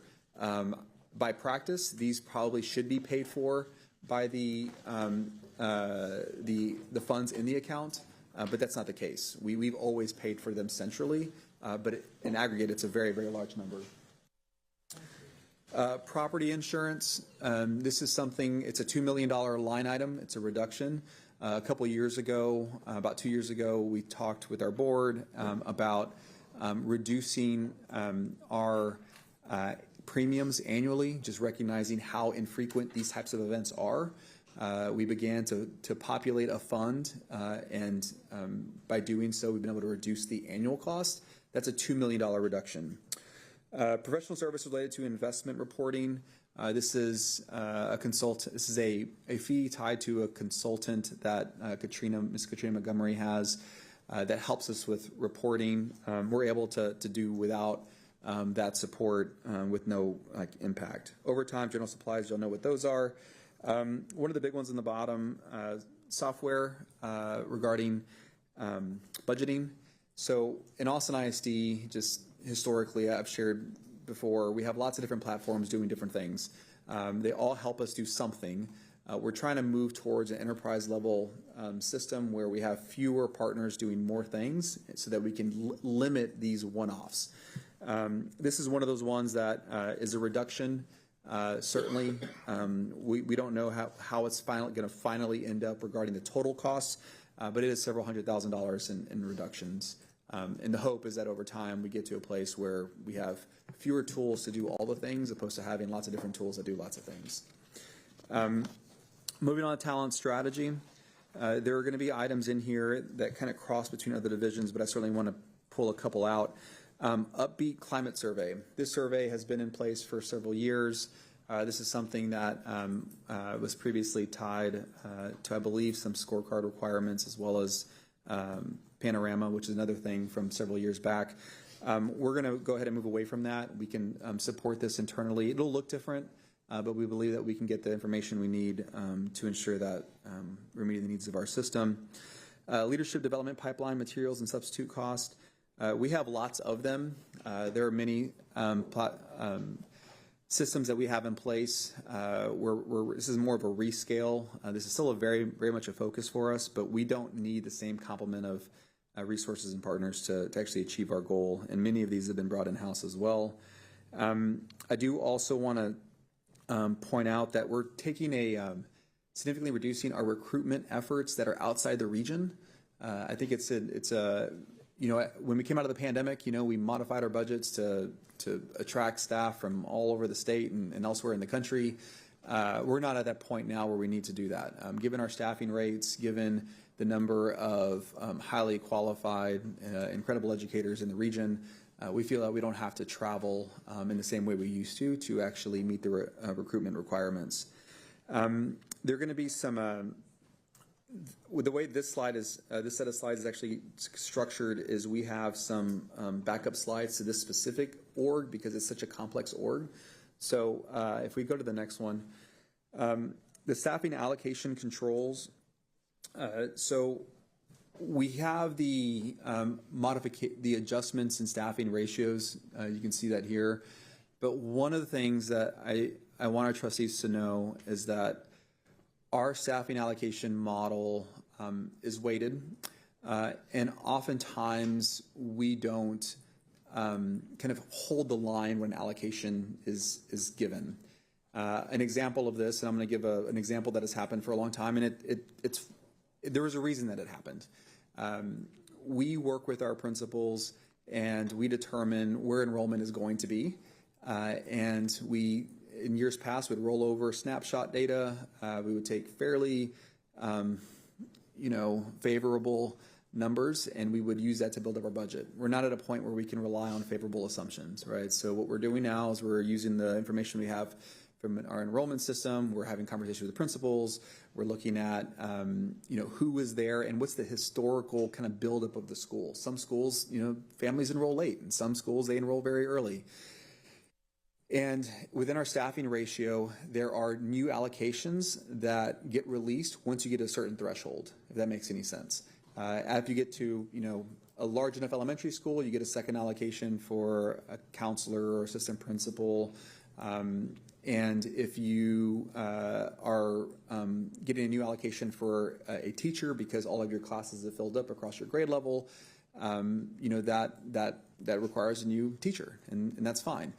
What has happened in the past is we sometimes will release the allocation before the number is actually met on enrollment. So let's say we're 5 out and we're having conversations and we come to an agreement that we're 5 away, but we're going to go ahead and release it. The challenge we have is sometimes we don't get that. We don't fill it up. The enrollment doesn't come, or it does come and then shortly thereafter it declines, but we've already released the allocation, and then we go through leveling, and that's very painful, so we don't do it.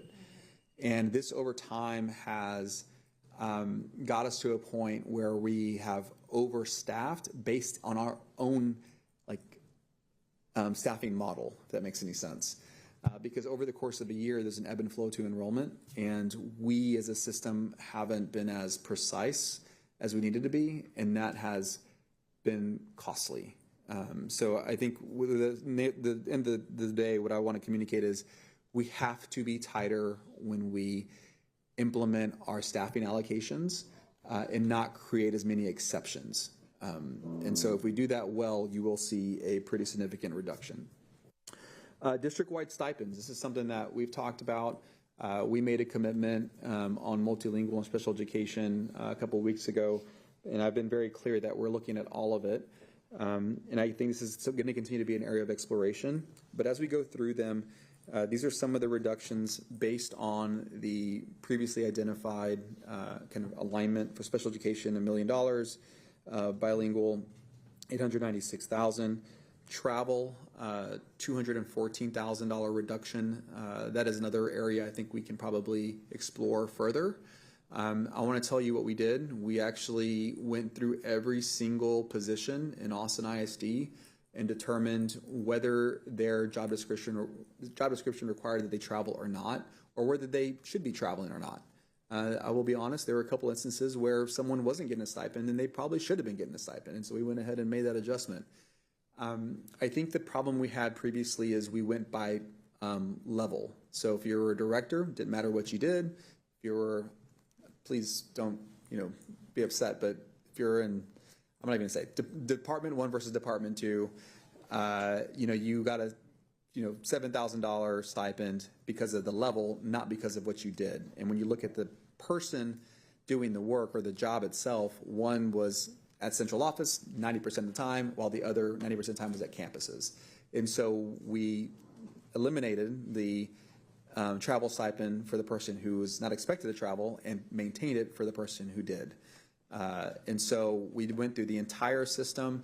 I will tell you, you'll see even differentiation at all levels.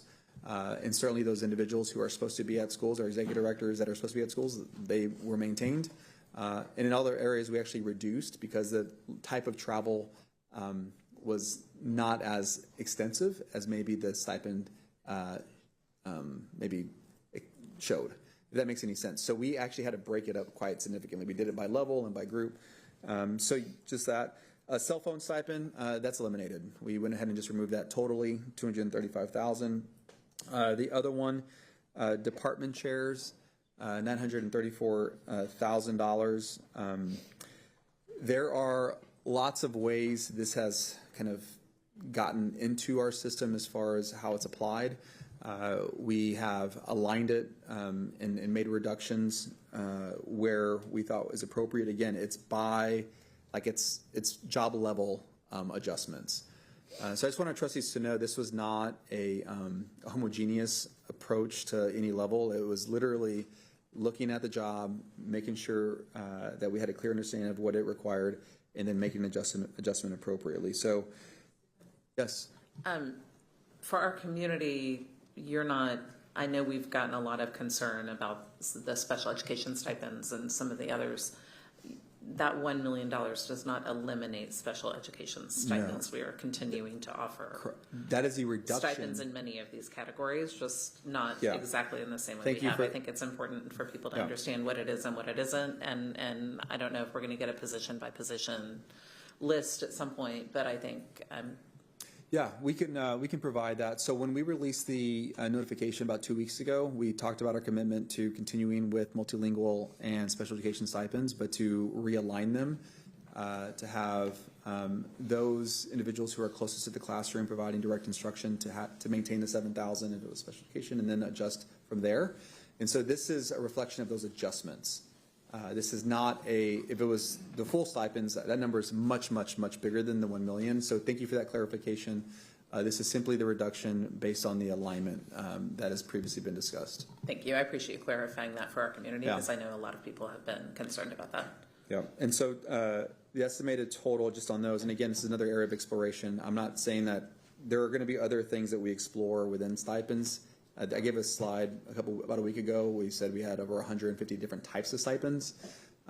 These are kind of categorized because these are some of the bigger ones. But I know Trustee Foster has a comment, but I did want to touch on substitute incentives before, either after your question, Trustee Foster, or before, whatever. Well, no, I think that the substitute incentives is going to sort of double down on something that I'm appreciating and I want sort of lifted up. A big piece of sort of feedback or wondering or questioning that we get right now is, why don't you do this or what about that? And what I consistently see is evidence of that kind of granular work being done. And so first I want to say I really appreciate that granular work, but it gives rise to even the need for even more granularity. As President Boswell said, well, can we be clear about when we say $1 million in special ed, that does not mean the elimination of the stipends. That means an estimated cost savings, which means you all are doing granular work and presumably thinking and working really hard to get the stipends tightly aligned to the work. And the same with, for instance, the travel.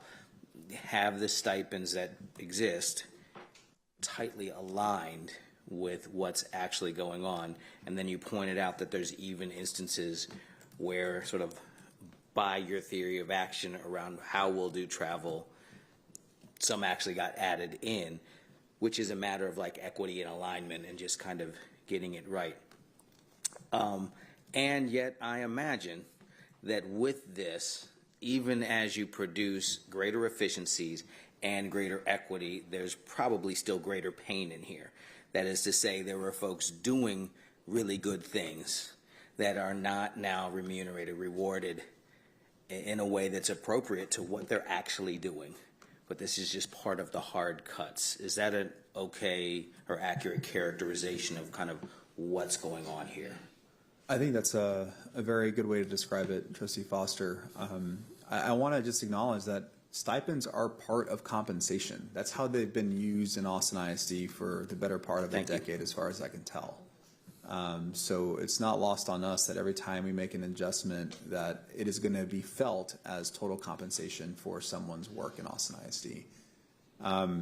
You know, and I can't speak to how we got the way the rules, I mean, the way the tools were used previously, but if it's a stipend, by definition, it needs to be tied to the work, and we just weren't that tight. So then the tough question that comes up is, for whatever historical reasons, and sometimes there were actually good reasons, like we need to find a way to get somebody more money or get, you know, a group of folks more money, and this was a vehicle. So it's, I don't have an automatic negative value judgment of the use of stipends, but it's a sort of like, however we got here, here we are. So a concern that arises is that if you happen to be compensated a certain way, you are more vulnerable because we can hit that. And if you are compensated in this other way, it's kind of locked in, is what it is, and so you kind of get shielded from the pain. And I worry about a sort of a problem creeping in, that if you happen to have been the one unlucky enough to be paid a certain way, we're able to affect budget savings there and not somewhere else. So that, I think that's, is that a potential issue? And if so, how is it mitigated? I think it's a potential issue. I don't know that there's a lot of ways to mitigate. And that's, I think that in general, when you go into a budgeting process like this, it is in some ways disingenuous to say that we're going to be able to mitigate much of the pain. I mean, we will do our best to mitigate closest to the classroom. That's been our charge. But some of these things are just painful. They just are. And then once you kind of go down an exploratory like rabbit hole, you know, you can say, okay, well, the person who's driving, it's more wear and tear in the car. They've been, you know, like there's been a lot that goes into just that alone. So the person who hasn't had it, who's had the stipend but didn't have that same impact on their daily life, you know, were they, for lack of a better word, you know, compensated maybe out of alignment with what, you know, their counter is who's actually doing this. And so I don't have a good answer for you, Trustee Foster. It's all horrible. It's all really hard. And there isn't a way to mitigate every expense. It's just not possible. Well, I actually appreciate the kind of honesty and the transparency in saying that. And it's just something we're going to have to, I think, feel like we have to constantly look at. And I'm glad you all are doing the work, because I have faith that you will keep looking at it as at this granular level. And we're going to have the ongoing communications challenge to explain this, because the other side of being this transparent and going this deep is that it's going to continually, innocently and honestly and for good reasons, raise more questions. Well, what about? Yeah. And there might be very good reasons, and it's going to be a slog to maintain that which we are committed to, which is our transparency, because it's going to raise questions. Well, gosh, why not this? And then we got to, figure out how to talk about it. So keep doing what you're doing. Sorry for derailing us for a moment, or no, for chiming in. No, welcome the questions, any trustees, as we go through this. So I did want to touch on substitute incentives. So one of the things that I wouldn't say discover, but one of the things we really spent some time trying to understand better was AISD's historic approach to incentives when it came to substitutes. What we found was that once you built up all the incentives, and there are many of them, there were, if you are substituting at a Title I school, it's $10 more per day. If you are in an SBS unit or if you're in a life skills unit, it's $5 more. We even had a stipend for an incentive for if you worked on a Friday. If you worked over 20 days? Yeah, 20 days. Then there's additional incentive. If you went 45 days, you got another incentive. And then one that I found out not too long ago was that if you worked 125 days the year previously, then you got an additional $20 per day that entire year. Yes, so there's a lot. And what happened was you quickly found yourself in a situation where you're compensating substitutes at a higher rate than our TAs. And then you actually had stratification. You had less than 60 hours of credit, more than 60 hours of credit, a college degree, certified, and then a retired teacher. So you had all these like stratifications going this way, and so it's like a four-dimensional matrix. So we had to simplify it. It was clear that we had been adding and adding and adding. I do understand that after the pandemic, there was lots of vacancies. Certainly we still have vacancies now, but maybe not to the same degree where we need to incentivize so we made some adjustments that we're going to be sharing as far as proposals. I don't want to speak kind of incorrectly here, but it'll be kind of degreed, certified, and then non-degreed, essentially, so 3 categories. And then there'll be a reduction in the number of incentives as you build up, and the 125-day incentive for the previous year, that's going away. Now, I think this is another area of exploration because, again, we still have gaps to cover. We're still trying to get to that mark. So I'm just sharing with you that we've already found this, but I think there's going to be perhaps more to find here. And this does not include the total cost of substitutes, which is roughly $20 million per year. Got that right.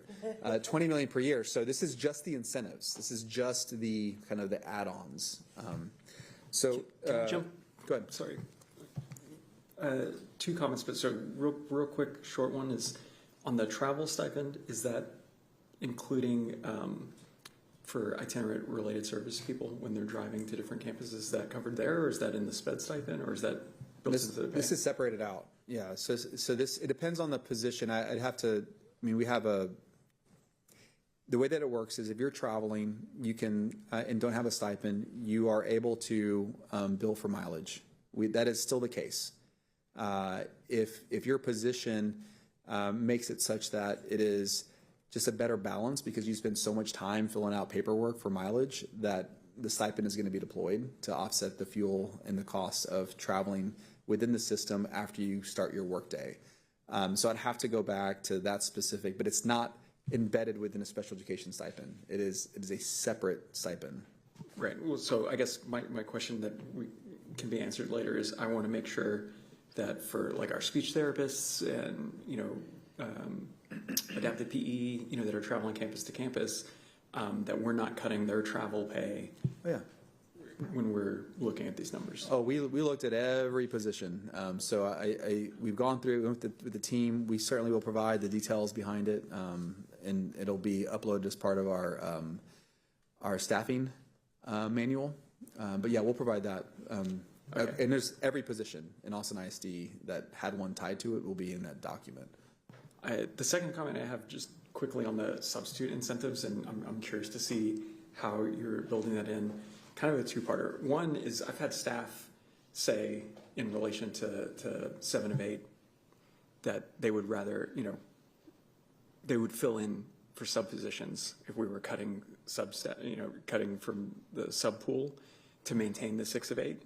And I'm not necessarily saying that that's what we should be doing. I'm just telling you something that people have said, that they would rather have staff filling in for the missing subs and save that money so that they can maintain the staffing ratios. I know staffing ratios, I think, is the next slide. So I'm bringing it up because if we adjust the substitute incentives in a way that results in even less subs, and then teachers are having to fill in for subs anyway, when I've already heard teachers say that they would be willing to fill in for subs if it was saving them something, if there was a benefit to it. I'm just bringing that to your attention because that's going to play really poorly with staff if they're needing to fill in for those subs. The reason I bring it up, and surely this is anecdotal, is, I've said before, I started off as a sub in AISD, and I worked through those incentives, and that was precisely why I subbed so much, was because there were those tiers. And the first long-term sub assignment I took had been vacant for 3 months. They had finally gotten a teacher staffing assignment that there was supposed to be one more teacher in the classroom. It had been 3 months, it hadn't been filled, and it was already going into the spring semester, so there was no one was going to come in. I just showed up on the campus one day because I filled in for the sub position. They had no idea that it had even gone to sub. And then I became a long-term sub there because precisely I knew I would get the bonus when I hit it. So that incentivized me to fill in that position. I understand the complexity. I mean, it was a whole game that I enjoyed figuring out. The point I'm making is that in refining that, I'm sure there's revision that can be there. But as a former scores in SBS, and I used to, have point systems and all these things for the students, it should still incentivize subs continuing to go through the system, because that is why, we subbed, is we knew that if we hit 60 days, we would get that pay increase. That was motivating. I think it can be refined and simplified 100%, but I just want to make sure it's still motivating the subs to show up, because again, if staff is having to fill in for vacancies, like we're splitting classes and sending some of the kids here and some of the kids there, and the teachers are eating that overhead, I think it's going to result in some pushback, because we need to even that out. This is so first I would say is there's still going to be incentives. We're still having that in our plan. We are simplifying, and the other thing that makes this very difficult is speculating on the what if would happen if this occurs. And when you look around the region and kind of different structures that other school districts use, how many substitutes we have in the pool, how many come to every day, the cost year over year. After the pandemic, it really grew. And when you look at the number of vacancies in general that we have now, it's very different than what we had in 2022, 2023.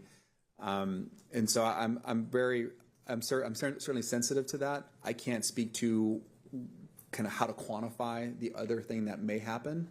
And I hadn't heard that. No one's shared that with me except just right now as far as like what that could look like. I've heard concerns around like if we can't staff, but that it would be felt that way. So I think having incentives is important. And the other question becomes, do you need to adopt a completely different model to where you start moving towards TAs and having permanent, effectively permanent subs, right? Which would help mitigate that aspect of it. When that would still be at a lower cost than what we're spending now in total subs.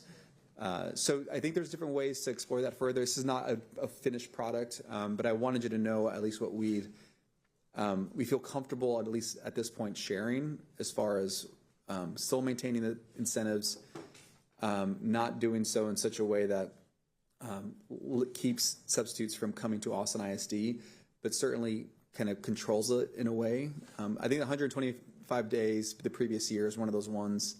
It's $560,000 that we were spending. I can't think of another incentive that we have in our system where the previous year's amount of work contributed to it.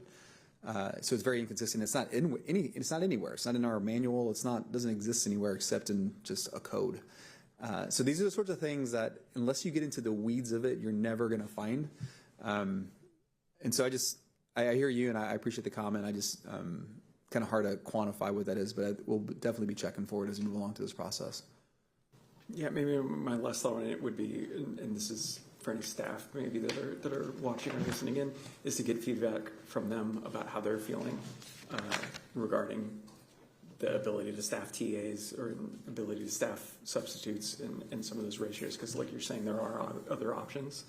And I've heard some feedback from that, not an overwhelming amount of feedback, but it would be helpful to get the staff to weigh in on that, because that's, I think, directly going to affect the experience on the campuses. Yep. So continuing on, again, just kind of sharing some of the numbers associated with those items. I'm sorry, I've had my hand up. I'm not sure who's watching the Zoom, but I'm so sorry. It'd be great Thank if you. I could. Yeah, I need to hold right here for just a moment. So I need some clarification from whomever is over HR currently, because maybe I'm misunderstanding something. When I was a classroom teacher and I subbed on my planning period, I got paid for it. I don't know what this is y'all talking about. People like would rather like y'all gonna have to explain that to me because I don't know how that's supposed to work. If I'm subbing, then I'm subbing and working, so I'm getting paid twice, or I'm not subbing. So that's the first thing. I need some clarification on how that would look. And I know Fernando just put that out there. Matthias, you're like, oh, okay, let me think about this. That's fine. But if that comes up around again, I'm gonna need to know how that's done. The second thing is that everything that we are doing right now, I have asked the administration from the beginning, and I'm going to ask them again. Stop calling it a reduction. It's a pay cut. Say it, because people want us to say it. And say why we're having to have this pay cut. If you are a substitute and you're in AISD and you're finding out today, my question is, when does this take effect? Because if it takes effect in 26, 27, you've kind of just screwed me. Because we know how hard it is to, I'll tell you what, my son is a sub, and it took him like 7 months and a lot of phone calls just to get like the paperwork through, right? So I'm still currently a sub. I need to undo that. I'm still currently a sub in Pflugerville. It was really, really fast, but it took me a long time to actually get a job in Pflugerville. We're basically saying, I don't want to say we're saying, what I feel like, what I'm hearing is that, hey, there's not too many places for you to go, so you're kind of stuck. And if that's not what's intended, then let's make sure that we clarify that and come a little bit cleaner with that, because that's what it sounded like to me. Not anybody else, but that's what I heard. And if what we're saying is, hey, we're asking everyone to take a little bit of a cut so we can keep the ship afloat, then let's say it that way, right? Not because what I heard was, it's not that many jobs out there, so you got to stay with us, because people have options. A new McDonald's just opened up in the hood. Chipotle opened up on Springdale. There's other places people can go. People are subbing. Fernando is exactly right, because of that scale. And if that scale is going to change, then we have to let people know as soon as possible. Or if you really want to know, I don't know if you guys know this, there's a Facebook group called Austin ISD Subs, where they talk about like issues, and which is kind of sad that we don't have something like that for them. They've had to create it for themselves, where they are training themselves, they're asking questions, they're saying what's a better school, who's a good principal, where should I go, what should I do? Like getting with those people and saying, what could we do to ensure that you stay with us, but also help us through this crisis, right? I think that's important to talk to the people who are closely affected by that. So that's just what I say. When we have these adjustments, these pay cuts, let's talk to people about them. If Fernando's hearing from people, then get with him and say, who said this? Was it a group of people? Was it one person? What does this look like? Because if we can do something, save money, and not frustrate people, because again, it is also May. It ain't like you're about to get no teaching job right now unless the school district is just not, staffed up. So I'm asking us to I don't want to say tone police. I want us to make sure that we're speaking truthful, speaking exactly what things are, and then recognizing the sensitivity that's around the things that are happening, especially in the economy right now. So if we're going to adjust subs, how soon can we let them know? If teachers want to sub, like how does that work, like legally with HR? Like I said, it might be a thing, it may not be a thing, but let's have that ready to go if that comes back around. Thank you. Trustee Hunter, Stephen Stapleton, Interim Talent Strategy Officer. We still have employee incentive pay, which is where a teacher at any level is eligible to sub for one period a day if they need to fill in. So at secondary, that's a 90-minute block. At elementary, we know often classes are split, so there's a way that employee incentive pay is split among those teachers in which students are split. Excellent. Thank you so much for that. Thank you, Trustee Hunter. And it is very difficult. It's very difficult to communicate all of these things. Like I said earlier, it is a compensation decrease. Any stipend is. It's going to be felt that way. Cut, reduction. I can use whatever terminology. I am endeavoring to be as incredibly transparent. These are cuts. There's no doubt about it. And it's not about, that someone can't go somewhere else. It's the function of, can we pay what we've been paying, and we're all collectively having to take reductions as a system. That's just it. And some of them are going to be more impactful than others, or be impacted to a greater degree than others. That's just the truth. Okay, so I'll continue on to staffing ratios and planning time. You've seen this slide, trustees, in our community. This is just sharing kind of the total impact. And Trustee Hunter had some questions about this last time. If we apply the ratios, kind of its estimated impact of allocations, the vacancies, the non-certified, to Trustee Hunter's point regarding kind of the expectations in the law around ensuring that school districts get to fully certified teacher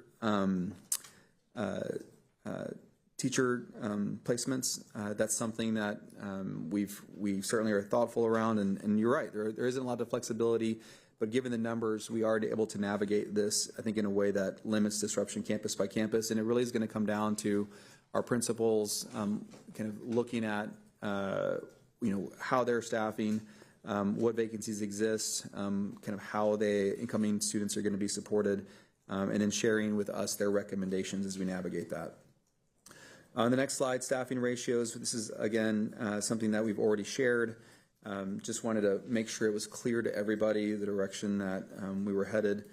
Our goal has always been to protect planning time as best we could. I certainly know that there's been feedback over the last couple of weeks around could it look differently or the different things you can consider. We certainly recognize that the additional planning time that we currently can support has improved outcomes for our students, and that's a good thing. It's a very good thing, and it certainly is moving us in the right direction. So we definitely acknowledge that this will have an impact over time, which is why the approach of, multiple year and then by band was something that we wanted to bring forward. Certainly want to acknowledge Trustee Willie Chu's comment around bands versus, kind of something that is applied to the entire system, recognizing that, with this differentiation, that you're going to have a different experience across the district in some schools. And, we were trying to make an adjustment where the schools have historically just not been supported in the way that we would have hoped. So that's the current staffing ratios that are being proposed. I'm not sure if you want to take some moments to expand on that. I don't want to kind of rush through it. We've presented it before, but wanted to answer any questions that you may have before I go on to secondary. Yeah. And so you can put the slide back up because that would help me ask the question. Okay.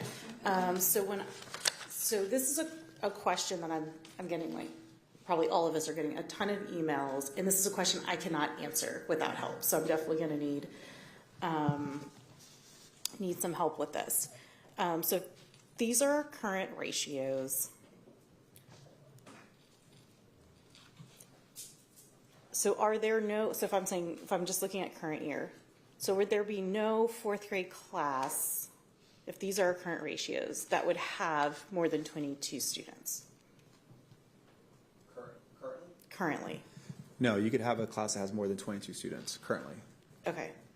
So what is like the biggest class of, like, what triggers, like, yeah. So how's that, then that's not like really the ratio. Well, can we talk, like, I guess let's talk about with a lot of specificity. Yeah, so it's a great question. So this is something that we calculate. I actually have the numbers here. So the question becomes, when does the next allocation and the next teacher become made available to the campus? And so I don't know if you want to go grade by grade or like however we can. Yeah, so the way that one of the ways that I think about it, and maybe this is helpful or not, if you're at let's use 22 to 1. If you have two grade levels, kindergarten through fourth currently, correct? Because if it's pre-K, if it is 23, that does trigger another allocation because of the law. Correct. Okay. Yeah, so if you, at 22 to 1 ratio, if you have two classes per grade level, then if they were both full without any overage, you're at 44 students, right? 22 times 2 is 44.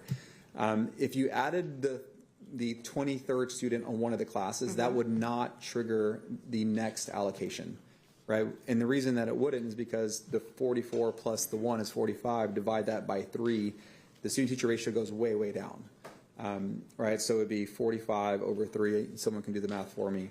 And so our I'm sorry? 15. And so the practice has been that I'm sorry? Yeah, that was Oh, I didn't. I usually do math really, really But fast. I understand this is a lot right now. I actually do math really, I really was really fast. And I'm impressed, surprised I didn't do that Trustee fast. These guys are sort of giving me a hard time. I'm usually just doing this in the back of my mind. Maybe because I don't want to get it wrong. Yeah. And so our practice has been we wait for 2 additional students to get to every class before you actually bring the next allocation on. So you would get to 48 if it's 2 teachers before the 3rd teacher would come. And then it would be 48 divided by 3, which would get you closer to 16. So 16 students per classroom, and you would have 3 classrooms. Okay, so can I pause and ask a question? Because also, yes, I'm very overwhelmed right now, so I want to make sure I'm getting, which I like to do math in my head too. I'm the math teacher, me and you're the math people, but I want to make sure. All right, so currently right now, in a classroom, a K through 4 classroom, the maximum number of students in a classroom would be 24, 1 to 24. That would be the preference that would be ideal without adding another a TA. I mean, there are modifications to that, but generally speaking, you would load up each class before the 3rd allocation is released. Do we have any elementary classrooms that have more than 24 kids in them right now? Yes, absolutely. So sometimes at campuses, if they go over that 24, the principal and consultation with the teachers, sometimes they don't want an additional allocation. Maybe it's later in the year, maybe there's a strong connection with the students, and if the classrooms go over 25, when that baseline is 22, at 2 points in the semester, or 2 points in the year, once in the fall and once in the spring, if that class size is over 25 on average, that teacher can elect, or those teachers can elect to get as over 25 stipend, essentially, is what it is. So instead of providing an additional FTE or additional teacher, the teachers with consultation with the principal can opt to do that instead. So there are classes that will be over 24. Do we know what is our biggest elementary class right now, or K through 4th class? What's the largest number of students we have? I'm not sure as of today. I know that on our list, the largest one was at 26. There were 2 at 26 the last time these numbers were ran. Okay. And so so I was going to use another example, just because one of the things that I try to think about is when you add the next allocation to not have the total student-teacher ratio variance drop so much. And you have, that's going to occur when you have fewer classrooms, right? So we have some schools, this would be like a DOS, some big elementary schools where there are 5 teachers per grade level or 4 teachers per grade level. So if you had 5 teachers per grade level, and these are some big schools, but we have some that get near 1,000, you have 110 at 22 to 1. You add 2 per grade level, you go to 120. You divide that by 6, then you're now at 20 students per grade level. So you go from 24 down to 20. And that's just a function of how many classrooms were able to carry 2 additional before you triggered the next allocation. And so that methodology is done, I would say it should be applied consistently across AISD. I can't say for certain that it has been for a long, long time, because you would want this grade level to kind of build up uniformly, but sometimes that doesn't happen. But we are getting better at that. So that's how we do it, and that's how staffing works. Okay. Can I talk about the proposed? Yes. So let me first start. So would K through 1st, would there be any changes to staffing? No, ma'am. Okay. So second through fourth going to 24. So walk me through. Yeah, so it'd be the same methodology where you have 24 to 1 times 2 is 48. For 2 classes per grade level, you add 4 students because 2 more per grade level, per classroom, so now you're at 52. You divide it by 3, and it's roughly 17, a little over 17 students per classroom.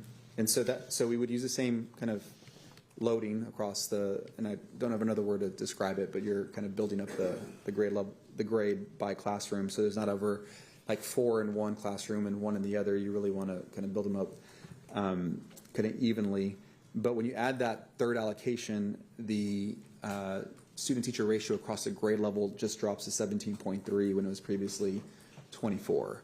And so the bigger that you get, the less that swing occurs. So using the same example of 5, you would go from 24 to 1, and then after you added the 6 allocation, you go to 21.6 or 21, and then one class would have 22.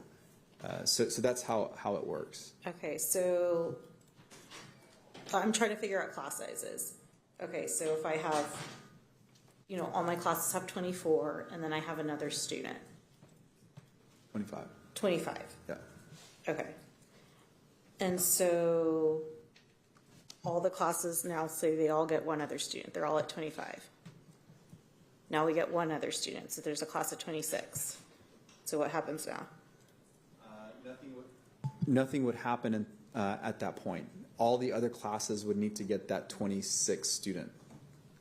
So it would go 26, and then the next one would get their next student. That would go to 26. The next one would get to 26, 26. And once they all have 26, then the next teacher allocation would be released. Because if you didn't do that, then you would have the 5 plus the 6, and then added to the total number of students divided by the new allocation would drop the student-teacher ratio down to like probably 18 or 19.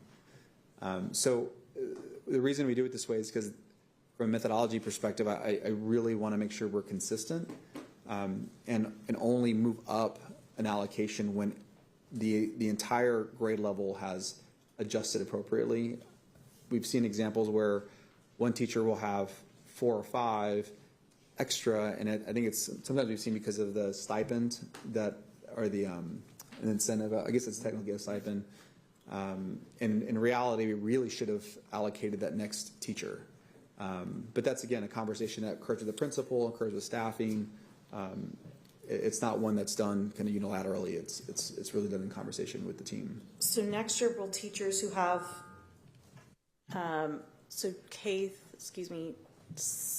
will teachers who have over 25 students get a stipend under this proposal? We'll have to scale that up based on demand. So just like on the over 25 piece, we have to look at that stipend for that overclass size. Since our baseline is changing at the band 3 and 4 campuses to that 1 to 24, and the next allocation won't trigger until the 26, we'll have to look at scaling that stipend up for those groups. So when would you get a large class stipend? I mean, it'd be at the same 29, probably. 20. So you could have like a second grade class of 29 students.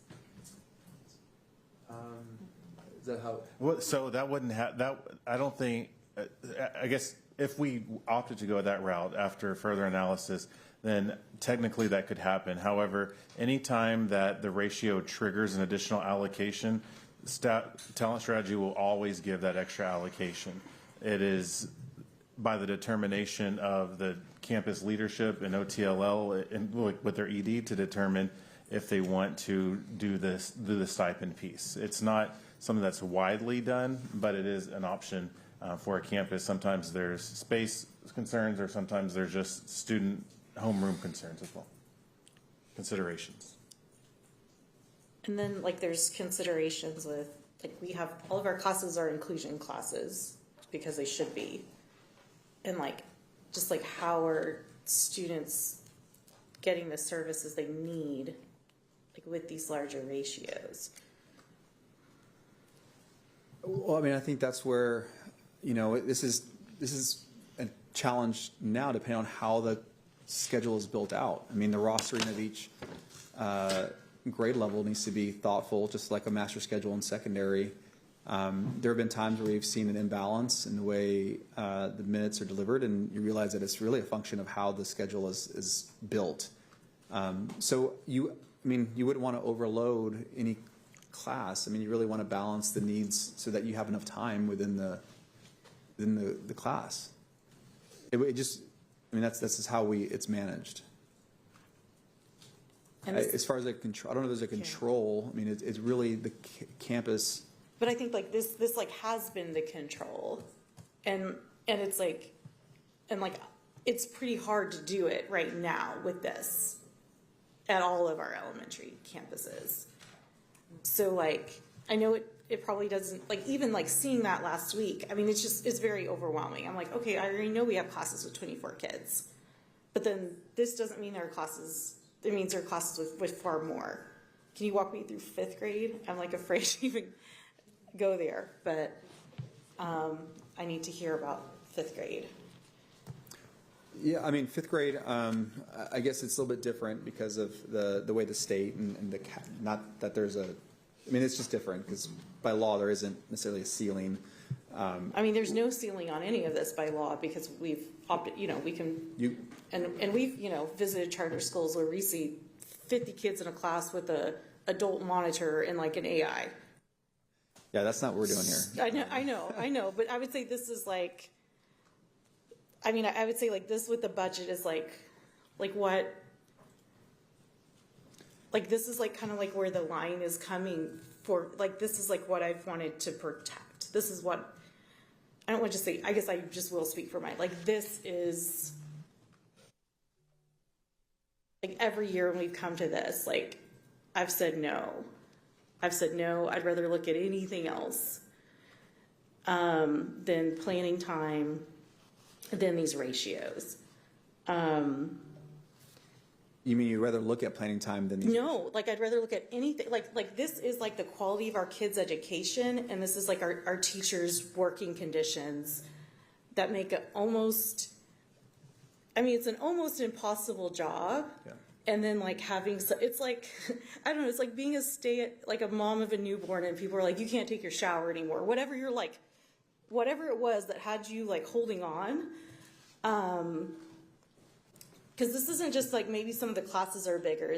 This is like there are fewer adults on the campus. Like this is losing like major positions at schools. And so even like, so we have if a teacher is gone, and you split the class, which has happened to it's happened to my child at a school where like substitutes really like to come. We have parents who come up and sub, and we have really good subs. We have retired teachers that like went to the school who like the kids love. So this is, I would just assume like our school probably has like is easier to staff. It has, you're like, oh, I know I call Ms. Jeffries, I call Ms. Daniels, you know who to call. But still the class gets split. So me thinking of a 2nd grade class that already has 26 and then a class of 26 gets split into that. And these are kids like learning to read. It's just such a ripple effect. So I'm going to ask about 5th grade. I'm sorry, I'm going so how big could our 5th grade classes be under this ratio? Absolutely, I'll speak to that. So under 5th grade right now, a lot of times in 5th grade, principals do opt to have larger class sizes anyway above the ratio. So it's very typical, even currently, to see class sizes above 25. They would rather do something else with that allocation, or they don't need that. And so at 27, so this past year, the last snapshot we took out of the 251 5th grade classrooms, we had only 15 that were over 27. So to kind of put that into scale, so that would be a 27, 1 to 27 ratio under the proposed, again, for the band 3 and 4 campuses. That +2 is now that 29. So similar to the 1 to 24 where it went to 26 before triggering, the triggering of an additional allocation would be where all sections in that fifth grade level were at 29. And as soon as that last section hit the 29, then it would trigger that new allocation. Yeah, I think Trustee Whitley Chu, I mean, you're getting at, I think, the heart of what makes this so impossible. There is no way to cover this budget deficit without impacting staff. It's just not possible because the deficit is so large, our resources are so small, and so we struggle because we're trying to find solutions that limit impact and protect planning time to the best of our abilities, but there's no solution that does what I think every trustee here and myself wish that it could do, which is not impact staff. I mean, it's 87% of our budget for people, and the vast majority are at our campuses. You can get rid of whole divisions, and it would not make up that difference in ratios. I mean, that's just how it is. May I jump in on this? Sorry, I understand what the superintendent's saying here about the reality of the budget interplay with the staffing. What strikes me is how measurably we can look at the impact as we do this, and not just in the sense of academic achievement testing. So we have previously received a SPED aggregate report, and looking at this and pulling some of the numbers, this may be off. District-wide total for special education students, a little under 15,000. Is that ish?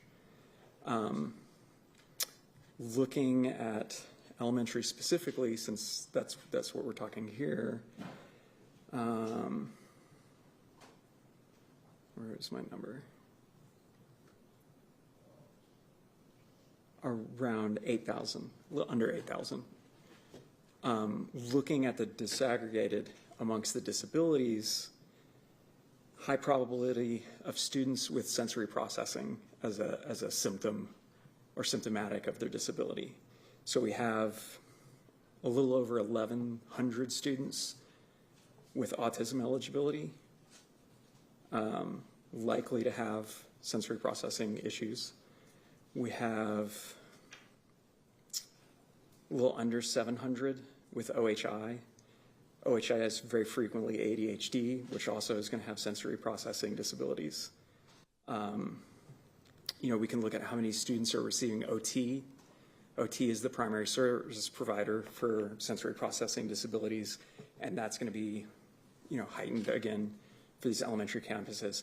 My concern is, we could be looking at between 1,000 to, let's say, 1,800 students that might have sensory processing related issues or needs that could be exacerbated as these classes get larger. Even just 2 more students, but that's the allowable size, and then the buffer that we're talking about from when we reorganize. And so balancing between the two, if we're making these type of changes, how specifically are we looking at how many students are going to lose access to gen ed throughout the next year?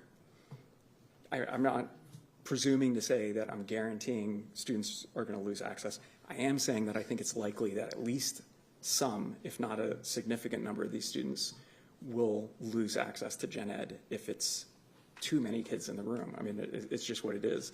And even in staffing allocations, if you put a TA or an inclusion teacher, that's lowering the ratio, but it's not lowering the number of people in that room.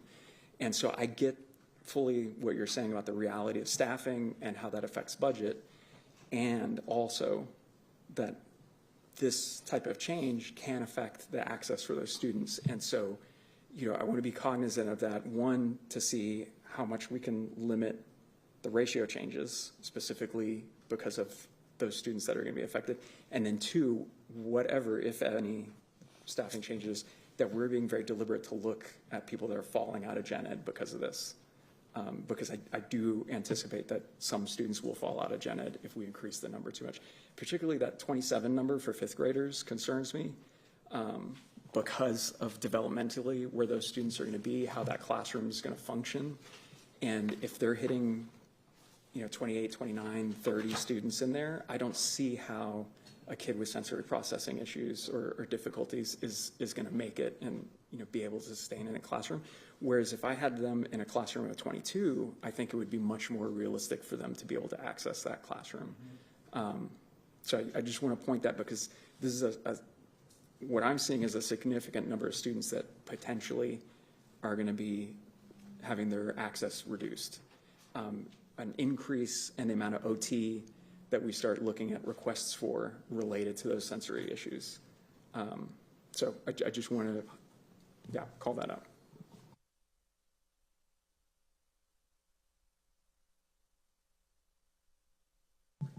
Thank you. Additional comments, questions? I think let's just, I would like to probably get through the presentation and then for all of us to be able to talk and give feedback. So thank you for answering my questions. Okay. And thank you, Trustee Daly. And I will have some comments about the ratios, but I can wait. Yeah, I'm happy to say that. Yeah, no, I mean, that's what this is for. I mean, it's for a dialogue. So, Yeah. I can continue on and then we get to the end and, we'll bring up whoever needs to help me answer questions. I try to know as much as I can, but it's a very, very big organization. And would it be more helpful for me to talk about it now with Dr. Stapleton there? Okay. We can continue on. It's I want to be mindful of time as well, so I want to get through it, and then the things that maybe don't require a follow-up, we can continue on with. So I'll briefly touch on staffing ratios in planning time at secondary. We've seen this slide before. Just reinforcing kind of the approach that was proposed, moving towards a 6.5 out of 8. Our secondary principals are actively working on developing strategies to implement block scheduling if they believe is best for their campus, which can still be achieved at 6.5 out of 8. Certainly recognize the challenges around kind of differentiating on a campus based on the course that is being taught. I'm very mindful of it. I don't know that there's a lot that can be said that hasn't been said already, but just want to reinforce that every single person, is valued in Austin ISD, and they are there to serve our students. Oh, Miss. So just moving on to technology. The division as a whole is $14.6 million. Not the biggest of divisions, but we are making some material changes. We are changing and renegotiating our contracts with vendors, just acknowledging that scope has changed over the years, and that needs to be adjusted. Our master scheduling software that we brought in 2024 was very helpful. We've been able to learn and build from it. We don't need it the same way we did before. We're still going to use it, but it's a rescaling more than anything else. Transition away to enterprise level supports. You heard me talk about this earlier on in the presentation. This is a consistent theme that you're going to see from me. We just have spent lots of dollars by division acquiring platforms that sometimes don't speak to one another. And then over time, there's a partner that has a similar solution, but that similar solution may not fit exactly how we want it to fit. And then we end up spending a tremendous amount of resources getting the one that we have and making it tailored to meet us. An example of this would be Enroll Austin. Enroll Austin is a platform that we've spent dollars modifying. I think we can all agree that it needs improvement even still. So the reality is, if we're going to reduce our costs, we need to think about, taking that platform and integrating it into another system that is larger and within AISD, and then reducing that cost. So you're going to see us propose that along the way. The other one that I did want to make a point on are reduction of device manager stipends. So this is one we're being very thoughtful around. When we ask ourselves a question, if we're going to align technology in our devices to support what's developmentally appropriate and also what is needed for academics, we need to acknowledge that we're going to have just less devices, right? They're not, I mean, as a total number. Now, it's not going to happen overnight, but the management of the stipends, the travel associated with supporting, I mean, the management of the technology, the travel associated with supporting the technology is going to change. And so we want to be really clear, like it is going to move. It is kind of hard to quantify on day one, but there will be a reduction. So we want to go ahead and call that out. We'll be able to quantify it, but it's not going to be as precise as you might hope that it would be, just because at the end of the day, they exist now. We do have technology because it's required for summative assessments. So there's some level of support, but as we move forward, you're not going to see it in the same way that you have right after the pandemic, right, with one-to-one. We're moving away from that. So again, this is one of those divisions where, and we do hear criticism around technology, but at the end of the day, this is a data, there's so much data that we manage in Austin ISD, the security, the systems as a whole that we have to turn over, special education. There are reduction opportunities for sure, millions of dollars, but it's not like it can be done away with. And we are making those reductions strategically as we move away from one-to-one devices. Office of the General Counsel, a little smaller department, but some notes that I want to certainly share. Legal settlements, it's a line item that we've had in the budget. What we're proposing to do is to create a risk management fund, for lack of a better word. These things happen from time to time. They're usually very small or manageable, but we do budget for them, and they roll over year by year. So you never really know, but when you look at historicals, they tend to be manageable, and so we would like to move that off the general operating accounts and move that into a fund, not unlike how we're doing with the property kind of insurance fund. And so once that's built up, it will no longer be a reoccurring cost. I will say that the reason it's actually carried in two different locations. It's carried within teaching, learning, and leading within special education, because we have kind of settlements there. We have settlements in the superintendent's office and also in legal. This one is specifically to pay for legal expenses tied to a settlement, if that makes any sense. So just be really clear and transparent about what we're looking to do, because it can be infrequent. Public Information Act requests, PIAs, we have a lot of them. They are managed out of our general counsel's office.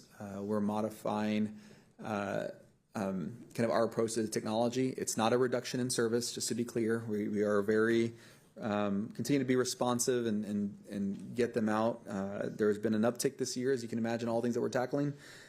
But we believe that there's a technology solution that is less costly than we're currently using. So that's what that is there. And then some part-time hourly support. You'll see this within every division. There's hours allocated for additional support. That's no different in legal when there are big upticks in work that's required. So smaller budget, but want to be really clear about what we're looking to reduce, and it is hundreds of thousands. School leadership. These are smaller departments. These are the leaders who directly supervise principals and then their support staff. So you can see elementary, secondary, and school office and school improvement. This one's really tough because these are really, really small budget items. They just are. Most of these are tied to staff. We are looking at just kind of ensuring that we have the appropriate supervisor to principal ratio. I certainly have heard comments around the number of levels between principals and the superintendent. I think given where we are and the work that we've done to move academic outcomes, this is an area of exploration, but there's just not a lot of opportunity for reduction as we focus on priority 1A being academic outcomes. But we are making reductions. There's overtime. There's different things that we do and have done out of practice that we're reducing. One thing that's really small, but it adds up, is every time you do a hiring and you bring community together, we would offer kind of refreshments and food because we do a principal profile, right? That's where this comes from. So we're just going to have to back off and go with a different solution, and that's okay. And then also whenever we do professional development for principals, bringing everybody together, principals have a very hard job, like many of the staff in Austin ISD, so we try to give them refreshments as we can, but we're just not at a point where we can continue to do that level. So there'll be something, but just it's been scaled back quite a bit. So moving on to academics, this is a pretty big division here. There are lots of things in it, so I'm going to be I'm going to take some time to work through them. Professional development substitutes. This division often has line items that are for substitutes to be allocated for campuses to support professional development. So there's professional development occurring at central office. The divisions, the departments within this org will say, hey, Matthias, as principal of the school, we want 2 teachers to come to this professional development, so the department will pay for those substitutes. So that is generally how it works. In some cases, the principal will want other staff to go, and then they will use their local budget to supplement, and that's kind of how it builds up. So what we're saying here is, as we look at the kind of required professional development opportunities over the course of the year, there's an opportunity to rescale it. It's not going away. It's very important, but it's going to be rescaled. Stipend realignment for AVID coordinators, health sciences, robotic teachers, department chairs to align with new district-wide minimums. Again, this is just part of the realignment with overall stipends.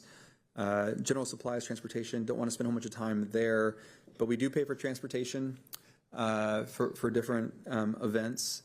One thing I do want to point out is that we are looking to reduce and eliminate the district-wide celebrations. This one's kind of hard, but the heritage celebrations that we have over the course of the year, it's an expense. If we're looking at every expense, we carry those at the district level. It requires resources to do.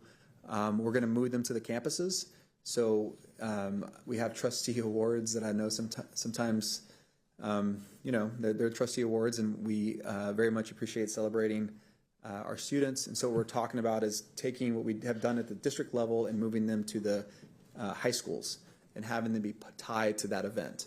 So, so instead of having district, and then campus, what we're saying is let's just do it all at one time at the campus level.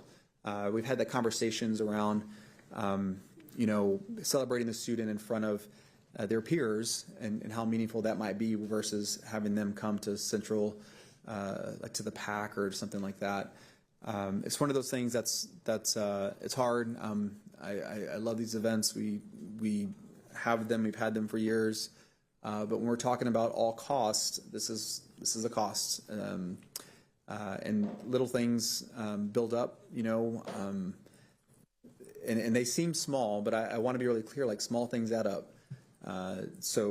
What we're talking about is moving some of the expenses here, like lanyards and stoles, to the graduation budget, because that is offset by parking. And we've actually reduced that cost. A couple of years ago, we were spending $1 million for graduation. Now we're like $250,000. And so we've gotten a lot better as we took it in-house. So that's really what those expenses are. Software licenses. This is transitioning CCMR tracking. This is just back to what you heard me talk about before when we talked about enterprise level. This is one of those things that is kind of separate and aside. We are paying for it. It is hundreds of thousands of dollars, but we have a platform that can do the same thing.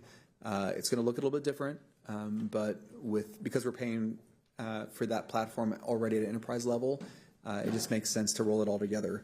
And I also want to recognize there are going to be frustrations. I mean, anytime you have a change in a platform, it's going to be frustrating, but we can't afford the tailoring, and we can't afford to have just two solutions that do the same thing. It's just not something we can do. We have AVID Summer Bridge program staffing model. This is something Trustee Hunter, I want to be really honest, we are looking at scaling back some of our partnerships that we have. And none of them are we eliminating. We're not eliminating them totally, but we are aligning them to the schools that have the highest need. And so when the details come out, you'll see kind of a scale back kind of in that, using that strategy, and you'll see some of the details in the document that you have.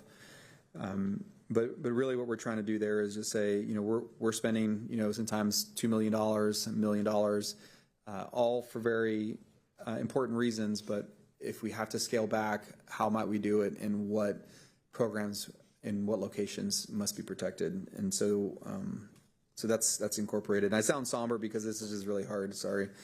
The other thing I wanted to make sure I touched on was pre-K supplies.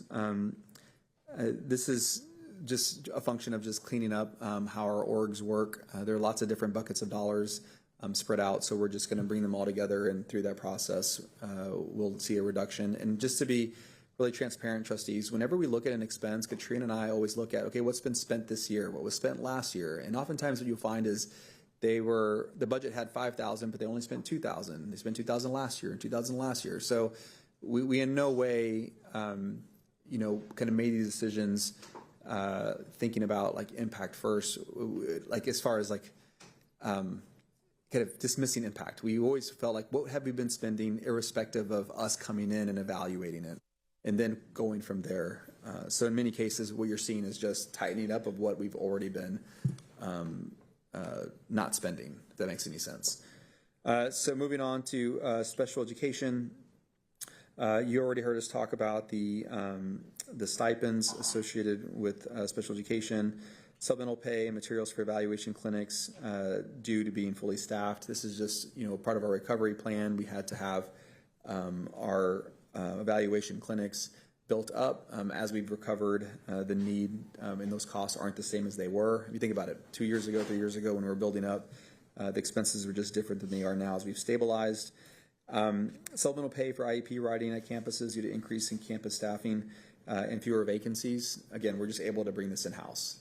Before we had different line items to carry those expenses. There's no need to do it as we move forward. Doesn't mean that it's going away. We still want to have that flexibility if Dr. Cherry Lee needs it, but generally speaking, we're able to reduce the budget for them. Contracted services, reduction in amount needed for evaluations and transition services. Again, this is just a continuation of the work we've been doing the last 2.5 years as we reduce our reliance and bring those resources and that support in-house. Again, part of the strategic plan, part of what we talked about is the T agreed order. This is just kind of showing the dollars adjust as we can become stable and move forward. And then we were relying on some outside resources for family engagement tied to the strategic plan. We're just going to bring those in-house. It's already been happening organically and it was part of the plan long-term, but just wanted to take the reduction on the cost side so that everybody kind of knew that that was something that would be considered. Moving on to police. Police department, 160 FTEs. This is, again, before adjustments. This is prior to any reductions that we're considering here. One of the things we are taking a reduction on is uniforms. Historically, police departments, pretty common in the state of Texas and around the country, where if someone is part of the police department and comes on board, we issue a number of uniforms. So we're challenging that and just saying, do we need the same number? Can we reduce that? And there is a significant savings there, upwards of $50,000, $60,000. Firearms, it's something that historically we have purchased as police officers join Austin ISD. What we're doing is saying, hey, here's a required firearm specification, and you may use like one of these in this specification list. It's common. It's done elsewhere in the state of Texas. Nothing like new to the state. It just allows us to reduce that cost, and that's probably $30,000. This is a bigger one, transition to commissioned security officers. This is one I want to make sure I speak to our trustees about. In compliance with HB 3, we have made a commitment that anybody who is carrying a firearm in Austin ISD is an Austin ISD employee, and I am very much in agreement with that approach. So nothing in here has us moving in a direction that is hiring anybody but an Austin ISD employee to carry a firearm to ensure compliance with HB 3. The reality of it all is that the officer position in a school district is just different, right? We don't have students in our schools year-round. Elementary schools are just different than secondary schools in size and complexity, and just the student being, supported. And so one of the things that Chief Sneed and I looked at and have incorporated into our plan, again, with collaboration with finance, is to move towards a commissioned security officer. This is someone who is an AISD employee, someone who goes through our training, and someone who is licensed to carry and is a security officer versus a police officer. There's a designation, it's different, so they can't issue citations in the way that a police officer would. So it is a different approach. It is very much still in compliance with HB3. There are other urban school districts who use this approach, and what that allows us to do is to reduce our overall cost, which is the delta of new officers that would be hired to meet the obligation for elementary school uniformed officers. So again, as I've said before, we're committed to ensuring compliance with HB3. The hiring process, getting cadets, through the program into Austin ISD, the training, it is all very costly, but very appropriate. This strategy is one that reduces costs, allows us to kind of manage that imbalance that occurs whenever a police officer is employed year-round, but doesn't have the same work year-round because students aren't in school. It's an acknowledgement that it's just different. So that's one. Accreditation fees and conferences, and then regulate police vehicle use. So vehicles in police departments are used and taken home. There is a reason for it due to being on call.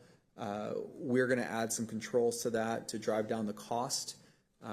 Typically, if you live within 40 miles, you're allowed to take the vehicle home.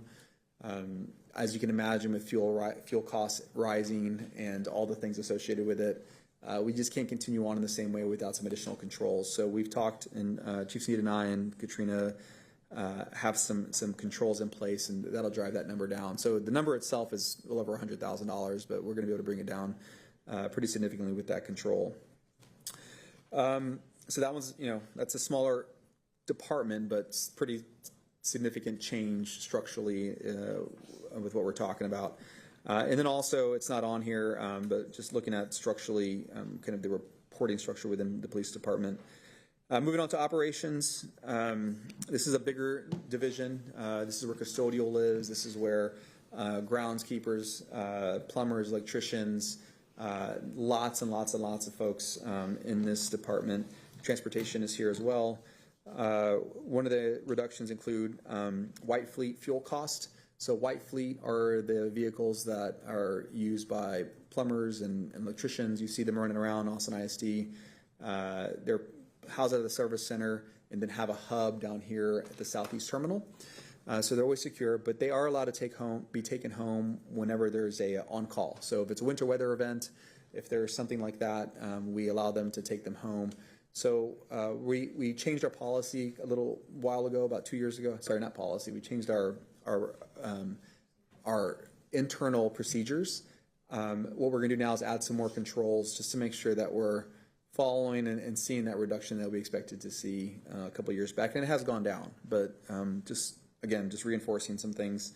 District-wide transportation. This is one that's going to, I'm sure, spur some conversation. As you recall, our magnet schools last year moved from a district-wide transportation model to a hub model. One of the things that we are exploring is a transition to a partial fee model. Many school districts don't even have transportation for magnet schools. This is, again, this will be LASA, Ann Richards, Keeling, and Lively. We certainly recognize that not all magnets are the same. Some are just school-wide, some are within a campus like Lively and Keeling. But we are wanting to explore a fee-based model. It would be differentiated based on whether the student is identified as economically disadvantaged. We have the ability to do that. There are school districts around the state of Texas that do it already. Pearland, ISD, Lovejoy, ISD, and there are many others. And it's also common around the country. So what we're saying is there an opportunity to look at a model that does that? We've heard from our community meetings that this is a pretty sensitive subject here. but it is a cost. It's one that has been talked about for quite some time, and I think requires some evaluation. So we are looking at it as a reduction. So I do expect it to go down. I don't know that it'll go away by any means, but to get the model right and to do it quickly enough, it's going to require a little bit of more evaluation. 0.4 and 1 mile campuses. This is not codified in a policy.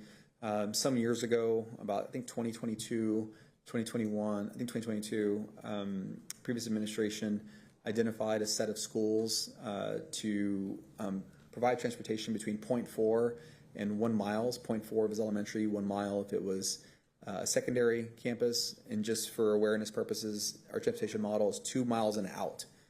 So this is saying, okay, if you're within the 2 miles, 0.4 to 2, you would get transportation for a set of schools. And if you were 1 to 2 for another set of schools, you would get transportation.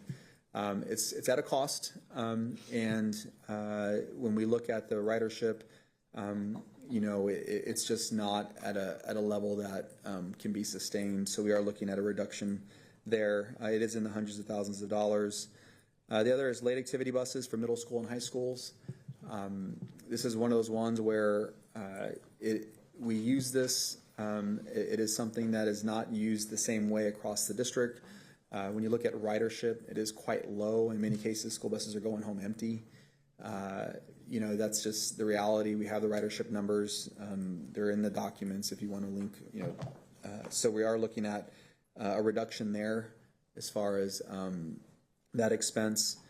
ALC transportation. This is one that I wanted to bring up. It's about $700,000 total for ALC transportation across the district. As you can imagine, the location of the student kind of changes over time, and every week there's like a new set of routes. ALC and is unique in that it has transportation. Most other alternative learning centers in the state of Texas do not have it. They rely on the family or public transportation to get the student there. So we are looking at a $500,000 reduction. We would maintain it for JJAP just because it's point to point.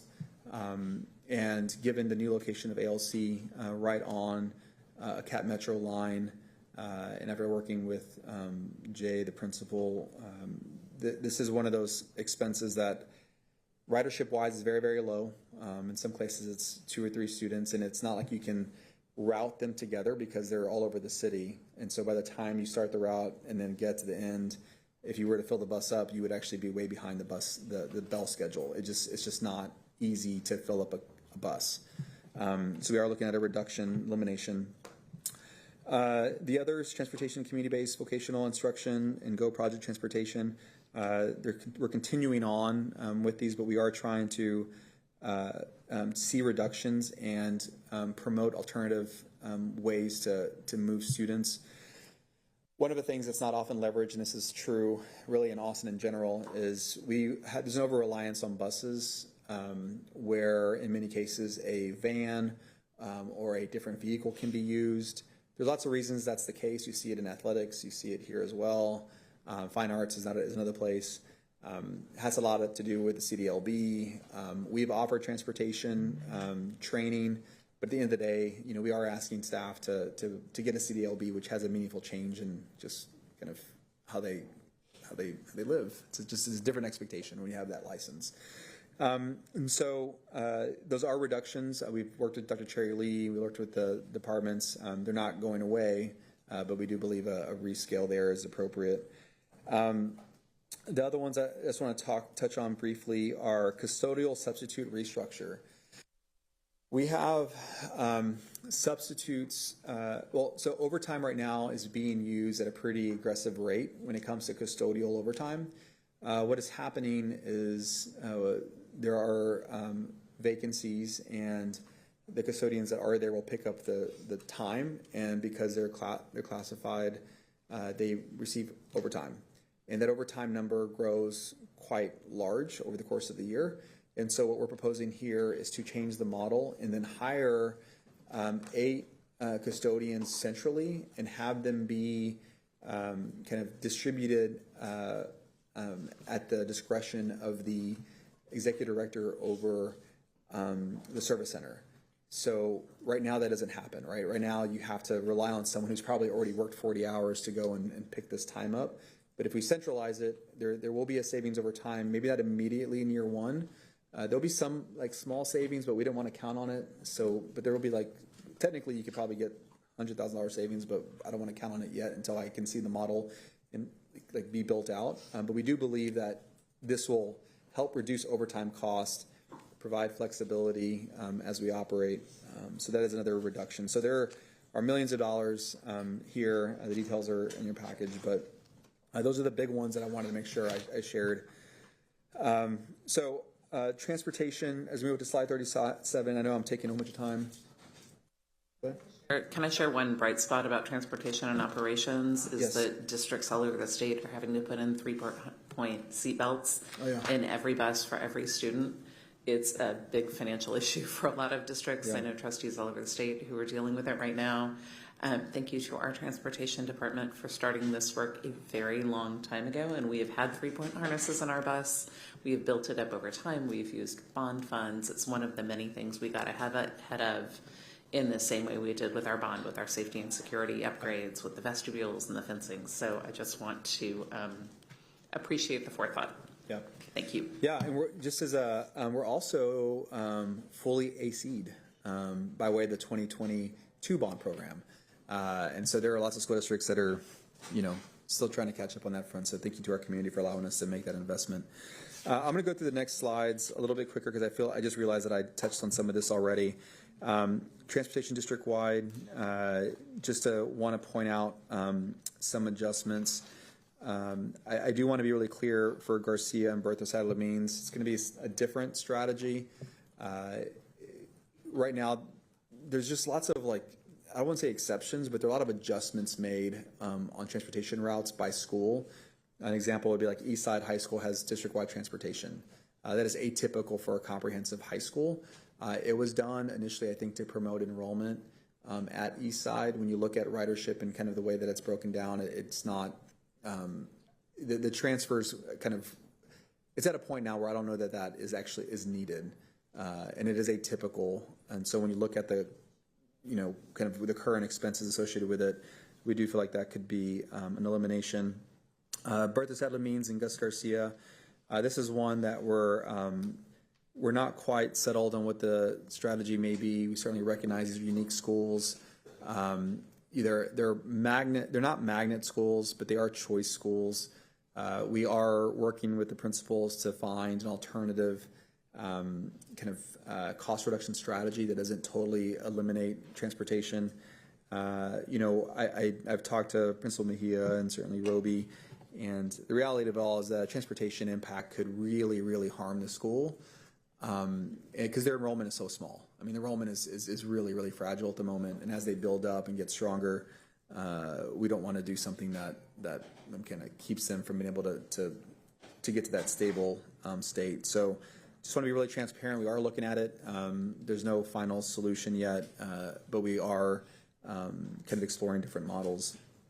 I'm going to skip, I'll talk about magnet and choice campuses next. I did touch on this already, so I apologize. But just to share in full transparency, the cost for 24-25 was $3.9 million. That was when we were full district-wide. And then in 25-26, when we went to hub, it was $2.7 million. And so if we were to look at a different structure, or if we were to look at a fee-based structure, you would likely see that come down significantly. But just kind of give you a perspective on the scale of the cost. Transportation, 0.4 miles and 1 mile for secondary. This is just listing out the schools that I referenced earlier. You can see here that the schools that were listed for elementary and for secondary. And then, and again, some of the backup has more information. Transportation, you already heard me talk about late activity buses. This is just sharing with you the regulation that is tied to... Can I make one just quick comment Yes. about the 1 mile for the secondary schools.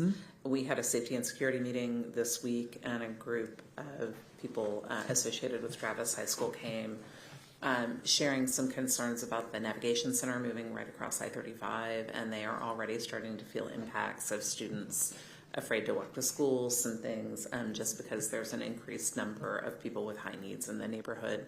And there was a discussion of exploring some kind of special situation there. So I just want to put that out there as we're talking about this, that has been a conversation. Kind of came up. Thank you.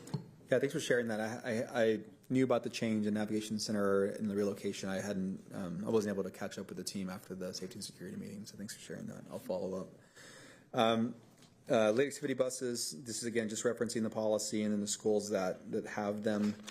And then so before I close out, because I do want to make sure I create time, even though I've been long-winded here, regarding additional consideration. So $182 million is a big number. We've certainly made some inroads. We've been able to do a lot of work, but we're not quite there yet. So we are continuing to look at non-teacher staffing ratios, organizational structure, something that I've committed to doing, will continue to do every year as we refine and kind of get right-sized. Additional monetization opportunities, that's something that came up in the last board meeting. Just want to be really clear that, we'll be sharing updates with our trustees. Benefits is a very, very large expense for Austin ISD. There have been expenses in the past that kind of came as a surprise, just as you make these commitments with partners. So I do believe that's an area that we have to explore, just given how big that number is. So Katrina and Talent Strategy and Stephen and others are working through that. And then, there may become a time where we just say, okay, we're not going to do any travel. We're not going to do any, food, or there are some things that we can do. But we're really trying to be sensitive to just the needs of a workforce that is doing such hard work, and recognizing that it is a profession. People need to be supported. And there are just some things that maybe sometimes feel like they're unnecessary, but are that small thing that really makes someone feel valued and appreciated when they come together. So sometimes like a $200 food line item in a small department may not feel like a lot, and just get rid of it. But sometimes that $200 is used to buy coffee in the morning for a group of people coming together to do professional development around any number of things. So I want you to know we're going through that level of detail. So I think we're kind of near the end here. I'll talk briefly about timeline. There's lots of work sessions, and we'll have more time to talk about this, but we are having to move forward and build out a final budget. I won't speak to the policy requirements as we move forward, but I can tell you that Katrina and I and the team here are really, really focused on limiting the disruption. And as we move over the next couple of days, we'll have a clearer understanding of what that's going to look like campus by campus, because right now our principals are doing that work. And so when we have that, we'll be able to share with our trustees. So do you want to kind of round up the slides, or is that it? Sorry. No, you're fine. Okay. So again, just referencing the staffing reductions. This is a slide we've shared before. Regarding just if any contract is broken due to program change or due to a financial constraint, we want to make sure that we follow policy procedure. There are obviously impacts of this, whether it's creditworthiness or it's some other risk or challenge that we may encounter. So we want to be really transparent, which is why we're doing everything on our end to make sure we manage it appropriately and avoid it at all possible. And so just as a reminder, kind of what the requirements are. And then I think we can probably go to the data survey findings. You want to speak to this? I've been talking like a whole bunch. I'm sorry. No, you're fine. You're doing good. Yes, so this is a survey that was done by the team, our 26-27 budget data survey. We've gone over this a little bit, but you can see to the left it's that we've had over 6,900 survey responses from our community as well as our staff. Caregivers was one of the largest responses, which we're very proud that our parents took the time and caregivers took the time to respond.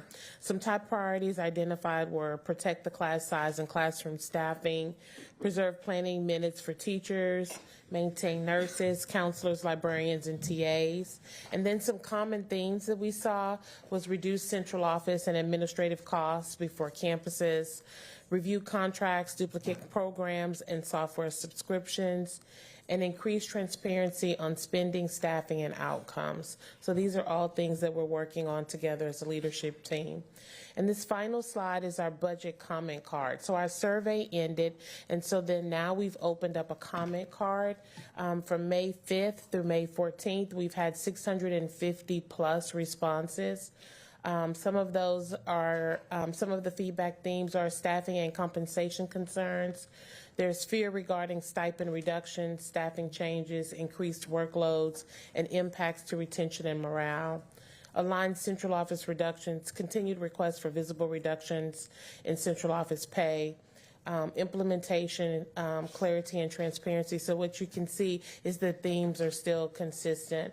Planning time and workload impacts. There are concerns regarding increased class sizes. Again, this is the same theme that we received from the survey.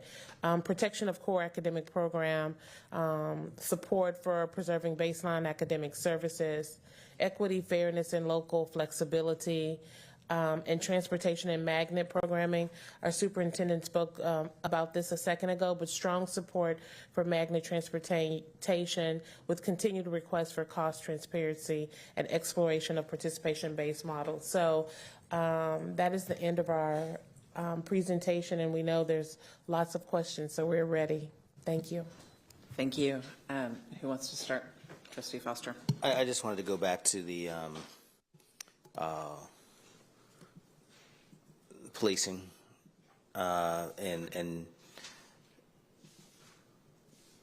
it's simultaneously a huge area of expense, as per Texas law,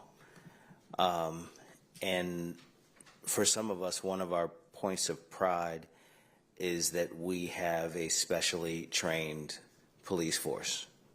So TCOL, the Texas Commission on Law Enforcement, requires, I think, 736 hours or something like that of training. That's a minimum to be, a certified police officer.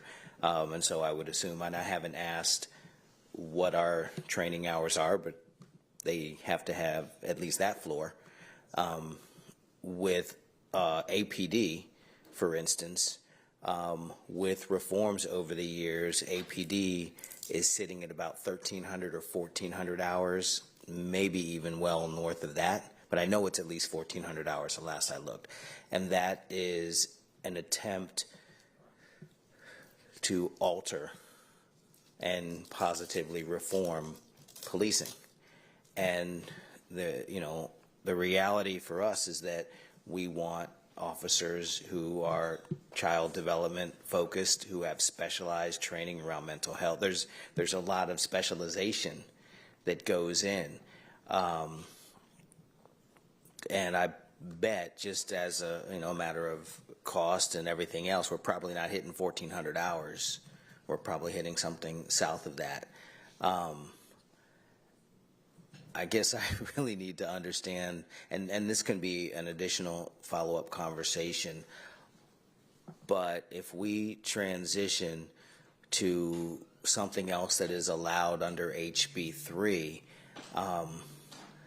that just immediately raises a lot of flags for me. And I know the law allows several different approaches, and maybe this is yet another area where we need to be really creative.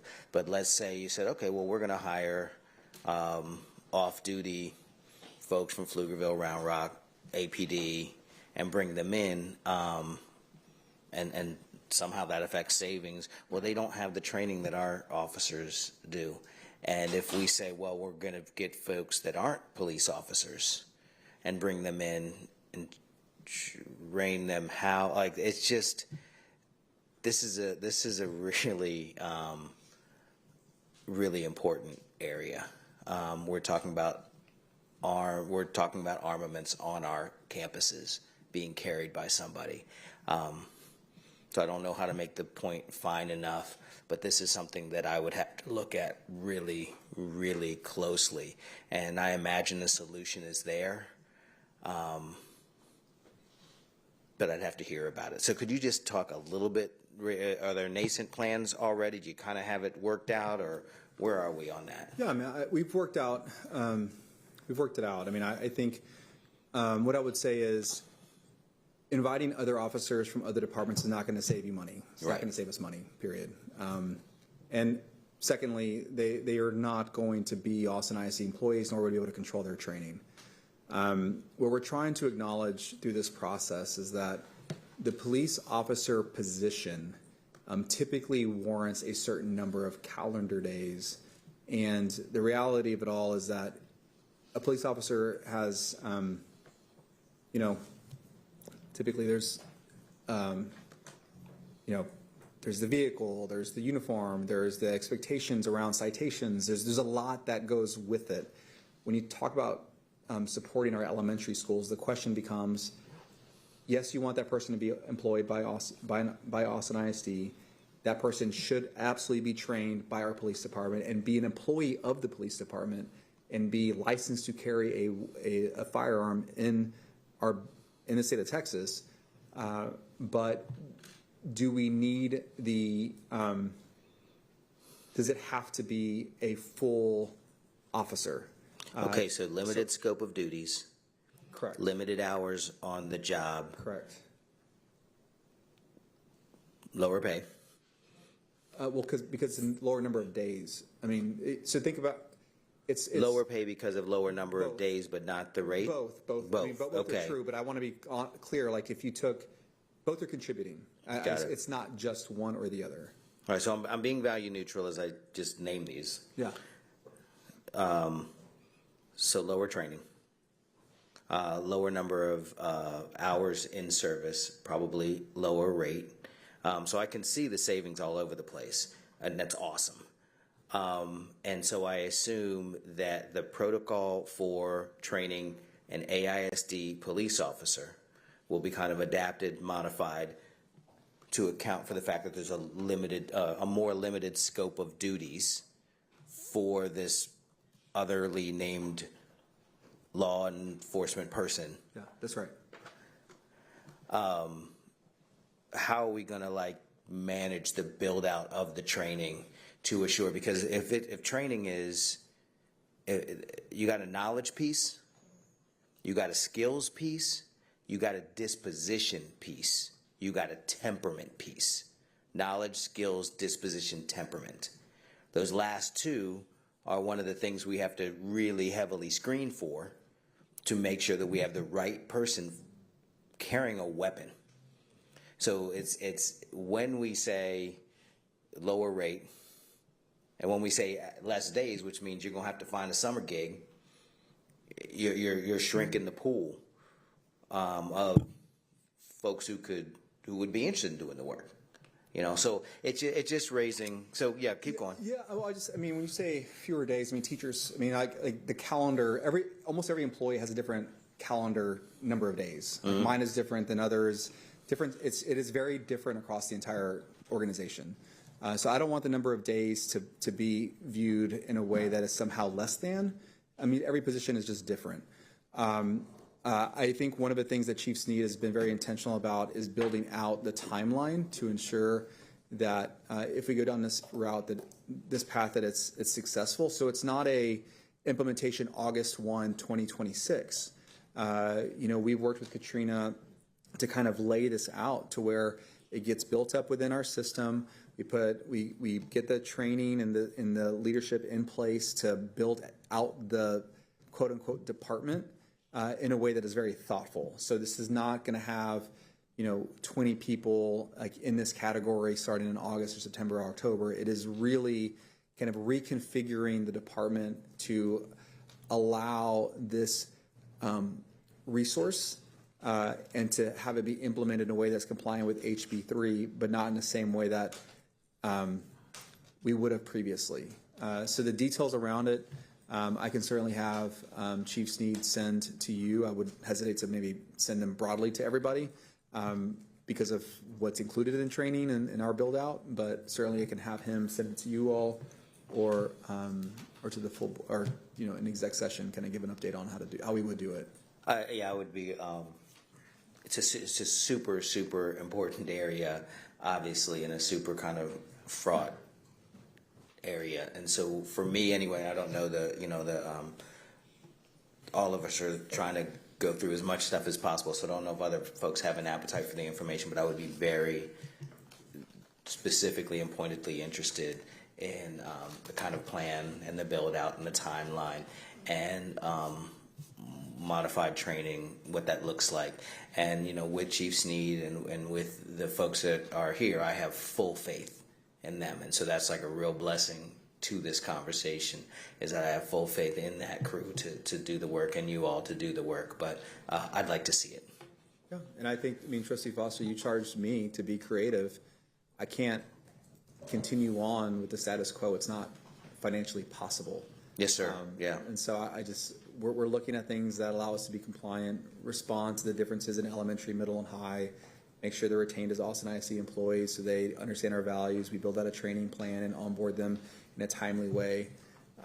But I do not, and please hear me, I'm not advocating for anybody to come in and somehow be in our schools that isn't an Austin ISD employee or, is not trained in a way that we would think is appropriate to serve our students. And even naming that as we go will be really helpful. So thank you for that. Thanks.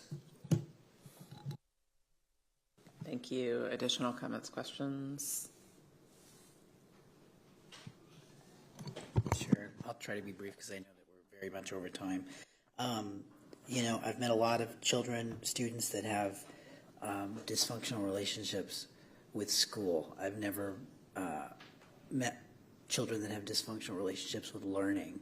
And when I think about students that are enrolled at ALC for whatever reason, I have a hard time imagining, if I'm a student from Aikens, that I've got to cross 3 highways and a river to get to Sims. That's very far away. And if I already have a tenuous relationship with school, then I don't want to harm that. You know what I mean? And at the same time, I hear what you're saying about it being in the spreadsheet. It's listed as 500,000, but you said 700,000. I don't know which one it is, but it's still a significant amount of money. And so I hear that, but I also just want to think about, who is being impacted the most? Because when I see a transportation cut like that versus one-time magnet programming, those are 2 different populations of students that are going to be impacted really differently, based on that change.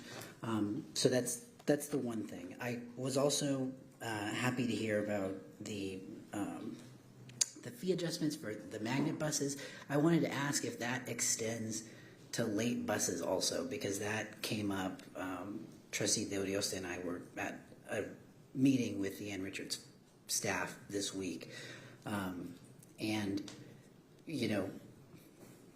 It's one thing to provide magnet programming, right? But if we aren't removing the barriers to access it, then it's essentially just like a publicly funded private school experience. So how are you ensuring that the students that are there still can get there and can access all the things that happen there after the end of the school day? So I don't know if you could talk about that, if that extends to that too. I think it could. I can't tell you that I have worked through the pro forma of how I can make that work, because a lot of it's going to be based on the fee that you actually propose. Is it a sliding fee scale? Is it a yes or no? I mean, there are different models that are out there, and then it builds up. One of the things we've seen is some school districts have, if you have 2 students, then it's a lower per student cost. If you have 3 students, it's lower. After school, I think the challenge is that after school, it's not going to come anywhere near to even offsetting the cost, because the so few students ride, and it varies over the course of the year. In some cases, when there's footballs going on, and there may be 8 or 9 kids, maybe 12, 15 kids. In other times, like even in the spring semester, when we pull the data, there's 2 or 3 kids, and sometimes 0 kids. And so, yes, we absolutely are going to be looking at that structure. The other thing that's come up, Trustee Gonzalez, and I dare say this, but could you apply a fee-based model to all middle school and high schools? What I've only shared is magnet, but could you apply it to like every high school? Especially if you differentiate between either free and reduced lunch or students are economically disadvantaged, and then you can think about, well, how we do our lunch program. I mean, you could use a very similar model because we're doing it now. We're just using it for a different part of the system. I haven't proposed that, but the question becomes, because that's how other districts did it. They did it as the district, not just magnet. One of the things that I was really struggling with is, okay, what's the entry point? Is it something that we can kind of lean into and start and then grow at the magnet, and then at a point in the future evaluate and expand? I'll tell you that when $182 million is the gap, anything is on the table until it's not.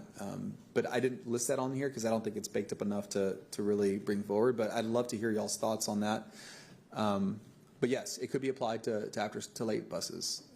That's the long-winded way to say yes, it can be. Okay, cool. You don't have to answer everything that I'm raising here. I just want to raise it for the sake of raising it. I don't expect you to have it, every time. But I appreciate it, so thank you. The other thing that I wanted to raise up to Trustee Boswell's point about Travis High School, because that also came up with the campus meeting that we had there. It's hard for me to think about the impact of these things in the abstract, and so I'm curious what the staffing reductions look like campus specific, because I can say I'm okay with this theoretically, but then if I see how it affects a District 6 campus that I've heard from specifically about their concerns and it's really bad, then now I can't go along with it as much, So when it comes to security, I don't know what the adjustment is for campus-based security guards at Travis High School, if there is one, if there isn't one, if there may be. I just think about the move that campus is going through, and for next year, they're still going to be on the one that they're at, and it's a very unsecure campus. It's really old. There's lots of different ways to get onto it. So I would just hate to see something like that lost while they're still at a vulnerable place. But again, you don't have to have. Well, I think that one's I probably got to answer just because it's security related. So one of the things that, and Chris did text me just to make sure it's clear. Because I was surprised when you said this, President Boswell. I just want to make sure I respond clearly when we talk about transportation, because we bring a list of corridors and intersections that are hazardous to you all to approve, and then that ends up becoming part of the route. And so Chris Havzadeh, our Executive Director of Transportation, just shared with me that students, Travis, have transportation across I-35. And so I just don't want to leave the meeting. Unless you heard something different, I will confirm. But he's very, very knowledgeable. So I needed to maybe dig in a little bit deeper about the specific comments. And maybe there's something else there I can address. But when it comes to security at our campuses, that's something that we kind of just looked at in the base that how many allocations we have. That's not one that we're looking at adjusting. At this point, I do not foresee us making an adjustment that is security related when it comes to, but we have looked at all costs, just if that makes any difference. Thank you. Yeah, I appreciate that. I felt like I remember seeing it somewhere earlier in this process being discussed, but I didn't know if that made it into what's in front of us tonight. That's somewhere that I can't see. Yeah, and then when it comes to per campus allocation or per campus, I do have that based on allocations and certainly can provide that under separate cover to the trustees, just because it is staffing related. What it essentially does is expands on that table that says elementary, high, non-certified vacancies, and then impacts to student ratios or to allocations controls. That we can certainly provide. Thank you. Last thing. I say this lovingly, the spreadsheet that we have that has, a little bit more detail into it, there's a lot in there that if I were in this position last year, I would have done that, and so I'm surprised to see it at this point this year that it's happening. And so kind of to Trustee Whitley Chu's point and some of the things that Trustee Hunter earlier said, it's, you know, it's just hard not to imagine this job being fundamentally like undoable by some of the things that are being proposed. And so I would just ask that somebody go back and look a little bit harder and see if there isn't something else that could be done to avoid some of the more caustic elements of what we have in front of us. But that's it. I'll stop there. Thank you. Yeah, I mean, I don't, it's hard to even know how to respond to that. I would say, you know, if we were talking about 5 and 10 million, you know, I could certainly make an argument to this or this. I think because of how big we are and how big this is and just the lack of funding, just where we are as a state, it's difficult to not, to find things that are just not found. I mean, we've spent, this is like what I do every day. This is what we've done every day for a while now. And this level of detail, you know, existed previously, but no, we never, you have to challenge it from the expense side. And you have to be, not from the budget items, the budget level side. And that is a very difficult thing to do. I don't know that anybody has ever really attempted to do that before. It is hard. And you said a little bit more detail. I mean, this thing is dense. And so I think we're looking, you know, but I also want to be really clear, like this number doesn't quite get us home. There's a lot more that has to get done. And so on other consideration benefits, I mean, there are some big items that we're still going to have to tackle. So I just don't, you know, we were looking. I don't want to disrupt if I can help it. And I honestly don't want to be here, like, having to do this. Thank you. Yeah, I think no one wants to be having to do this, and people all over Texas are having to do this. And yeah, I know it's shared by our community, by, yeah, a lot of people. So, Trustee Singh. So I have like a real, yeah, I so appreciate how difficult this is, and I appreciate the way that Andrew, that Trustee Gonzalez was able to sort of convey it in such a nice way. So I think the problem, one of the many challenges here is like at the time that we are proposing cutting transportation, some of these things, like that's going to impact our attendance numbers. And I know you've thought about all of this kind of stuff. So as you go back and think about where else could we possibly cut, you know, has there been any talk about doing an across the board reduction for staff that are not working on campuses, or staff that are making above a certain amount, or something like that? I mean, this is no shade to anybody who works here, because I know you all are putting your heart and soul into this. But when I think about like the accountability piece of all of this, like if we have kids who are not able to go to school because we're not providing a bus, that's going to impact, and these are going to be the kids who are most struggling in math and reading and everything that we're accountable for. I mean, is there, like, have you considered salary cuts in other areas? Yeah, well, one of the things I put on here was reorg and reductions. There are, I mean, I didn't share the number of allocations that are being pulled out of the budget, because that's not the, I mean, that's not, I don't think it's an appropriate thing to show at this moment. But there are lots of positions, I would say. I wouldn't, I'm not going to say people, because I think it's so, people, that gets shared and reset, and that's not always accurate. We think of terms of budget, we think of allocations, we think of the impact of those reductions and how that is people, but at the end of the day, it's always a balance of the two, right? It's positions that haven't been filled and positions that are filled, and those two being reduced over the whole ultimately drives our budget down. So yes, 100%. You know, we're looking at reductions, we're taking position cuts. are you asking if I talked about like a reduction of salaries?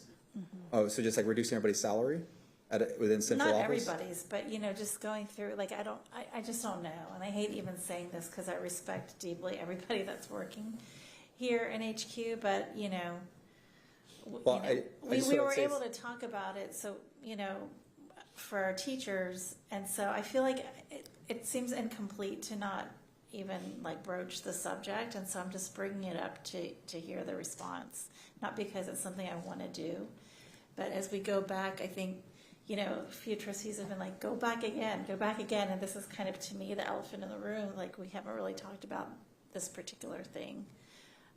Yeah. So, I am open to all ideas. I think what is hard is whenever we somehow, I don't want to say devalue, but we don't recognize the impact of people in this building in the same way that, because if we could do that, we can get rid of the whole building and you still would not get close to covering the budget. And I think that's what is hard to share with people. We are looking at reductions, there's no doubt. If you want to say, well, should I reduce everybody's compensation by 10% at central office? Only in this building, because you wouldn't want to do transportation, you wouldn't want to do the service center, you wouldn't want to do custodial. I mean, they're all coded as central office. I think that number ends up being a relatively small number, given what we're trying to accomplish. And to me, is that just a reason to avoid the real work of trying to cover a $182 million deficit, when at the end of the day, the only way to cover it is to just, acknowledge that it's just a reduction in staff, they're cuts. That's a really hard one for me to answer. I mean, stipends were evaluated, those are compensation, those have been reduced. Travel stipends, cell phone stipends, those are all gone. It's just, I think it's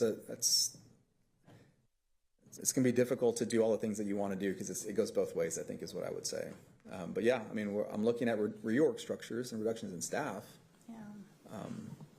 Can I just, to parrot on that, is I think something to consider is the kind of social emotional effect. If it was something where it was like everybody above this salary is getting a 10% reduction, everybody from this next pay grade 8%, 5%, like graduated down, because I think the thing that is missing in the social emotional part is that everybody's in this together. And when I get the minutia of this, and you're saying that it's not enough money, what I'm saying is that in this presentation, there's not enough of the human element for the staff to get it, because the weight of what is being emotionally asked of the staff, and I'm not saying that it's not being asked of the people in this building, but I am saying that the classes that are going up in size, and that 27 people in an elementary classroom and stuff, that is its own reality too, and there's more of those people. So that burden, just the psychological effect of that is large, and the value of those people feeling like everybody is in this together. Because as much as exactly what you're saying, if you cut this whole building, it doesn't fill the void. But if we lose a certain number of that staff, it doesn't matter. So I can certainly consider that. The assumption is that the workforce people here hasn't changed over time, I think is not accurate. You think about, because it is getting harder for our staff at our campuses, there's no doubt. But it is not easier here. Because I just want to be really careful when I say that, because it has gotten very, very hard everywhere. This reduction, these what we're talking about is certainly very, very hard, and there's no doubt that it impacts our classrooms.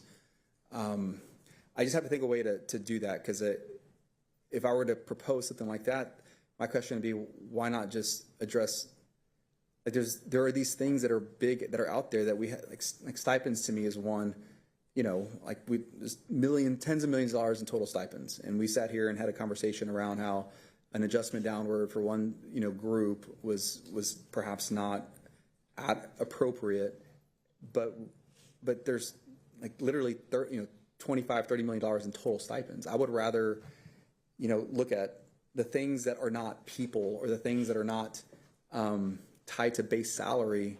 Yes, they are part of compensation, but base salary, I think, is something slightly different.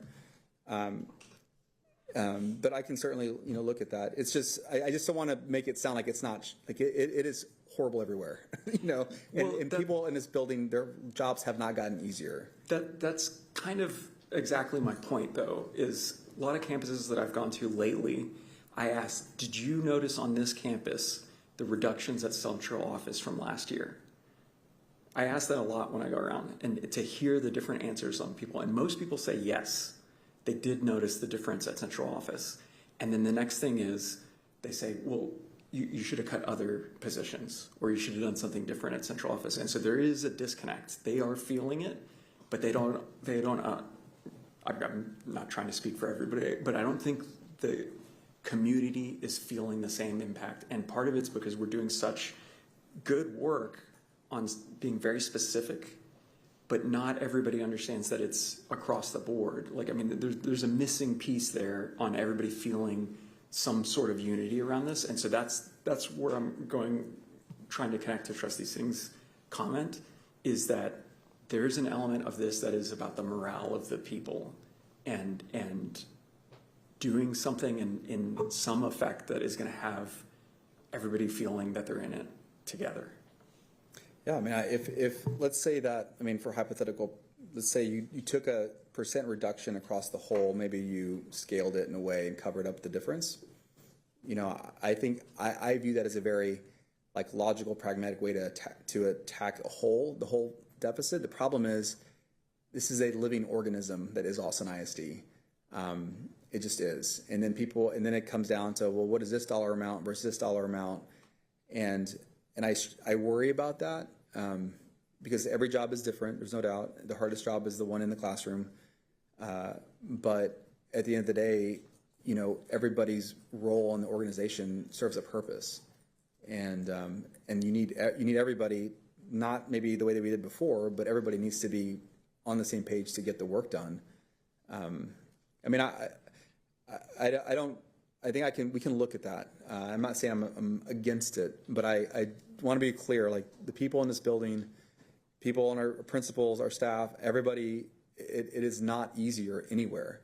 And in fact, a lot of people here, are doing work that they could do elsewhere for a lot more money and less stress, and they choose to do it here. So I just want to be really careful when I explore these sorts of things. Not to say we shouldn't, but that's got to be. Thank you. Who's next? Trustee Rutledge. Can we pull up slide number 26, please?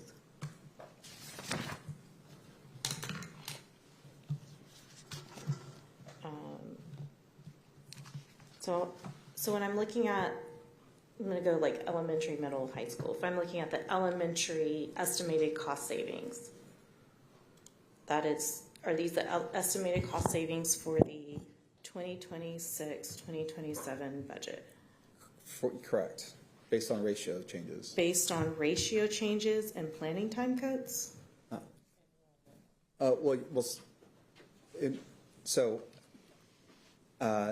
Not planning time codes for secondary. I'm looking at elementary. No. There's the planning time is preserved in elementary for. So this is based on ratios. Correct. Because there's like a year one and a year two. This is just 26, 27. All right. So middle, that would be based on, what's that based on? It would be on the schedule. I think we actually call that where's Wilson? The middle school blocking the middle school principals are kind of. We're just talking about the middle school. 8 out of 10. Yeah, 8 out of 10. Sorry, 5 by 5 by 5. That's what I was looking for. But yeah, it's not. Yeah. So it's. Do you want to speak to it? You probably speak to it, or I can. Here, turn on. Yes, so there are 10 middle schools that we've identified that will implement the 5x5 or the 8 out of 10 model for next school year. We met in level meeting yesterday. We had breakout sessions and we mapped out what that plan would look like with principals so that we could collaborate on some general commitments and then allow them flexibility to plan for interventions and other things that may be school specific. So speak to planning time. Can you speak to planning time specific at the middle schools? For the 5x5? So the planning time for schools. Additional planning time, yeah. Yes.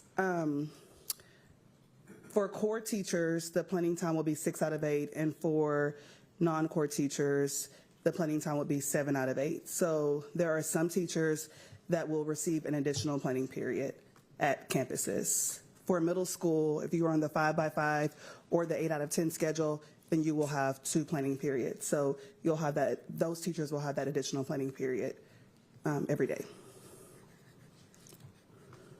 Okay.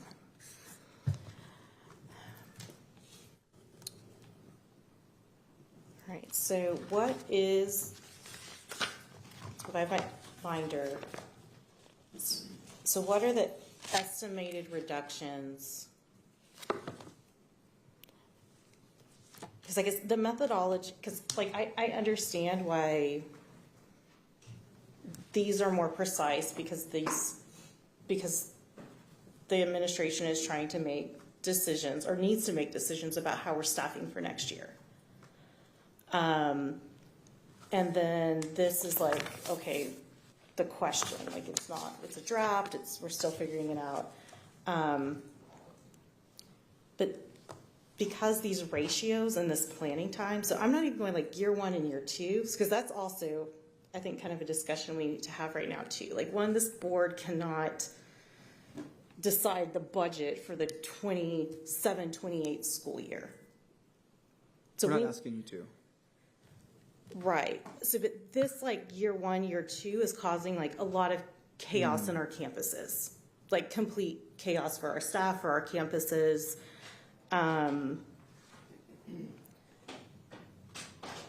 And so like, I think even, we don't know what our budget could be.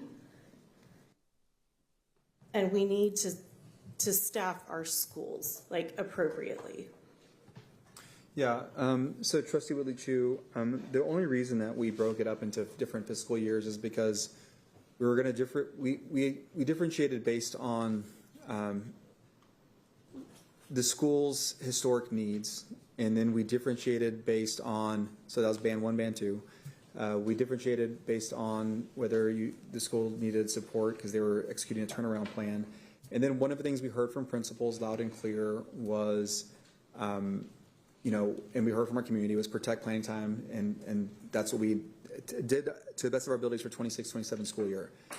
What we also heard and what we wanted to be really honest about is that, there were conversations around this concern that if because right now we're proposing real estate as a reduction offset. So at some point in the future, that reduction in real estate is going to have to be offset by fixed costs being reduced, right? That's just what it is.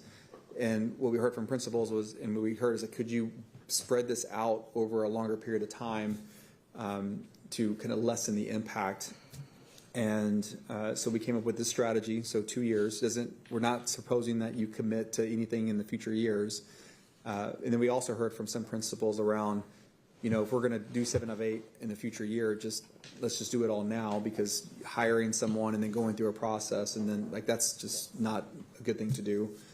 So that was really for kind of future planning and indicating it's nothing we're asking the board to commit to, but I want to be very transparent that in the event that we have to go down this path further, that is likely a place that we would have to go. Well, I guess let me just kind of like be very clear right now too. So this like year 1, year 2, we need to scrap that. We need to focus on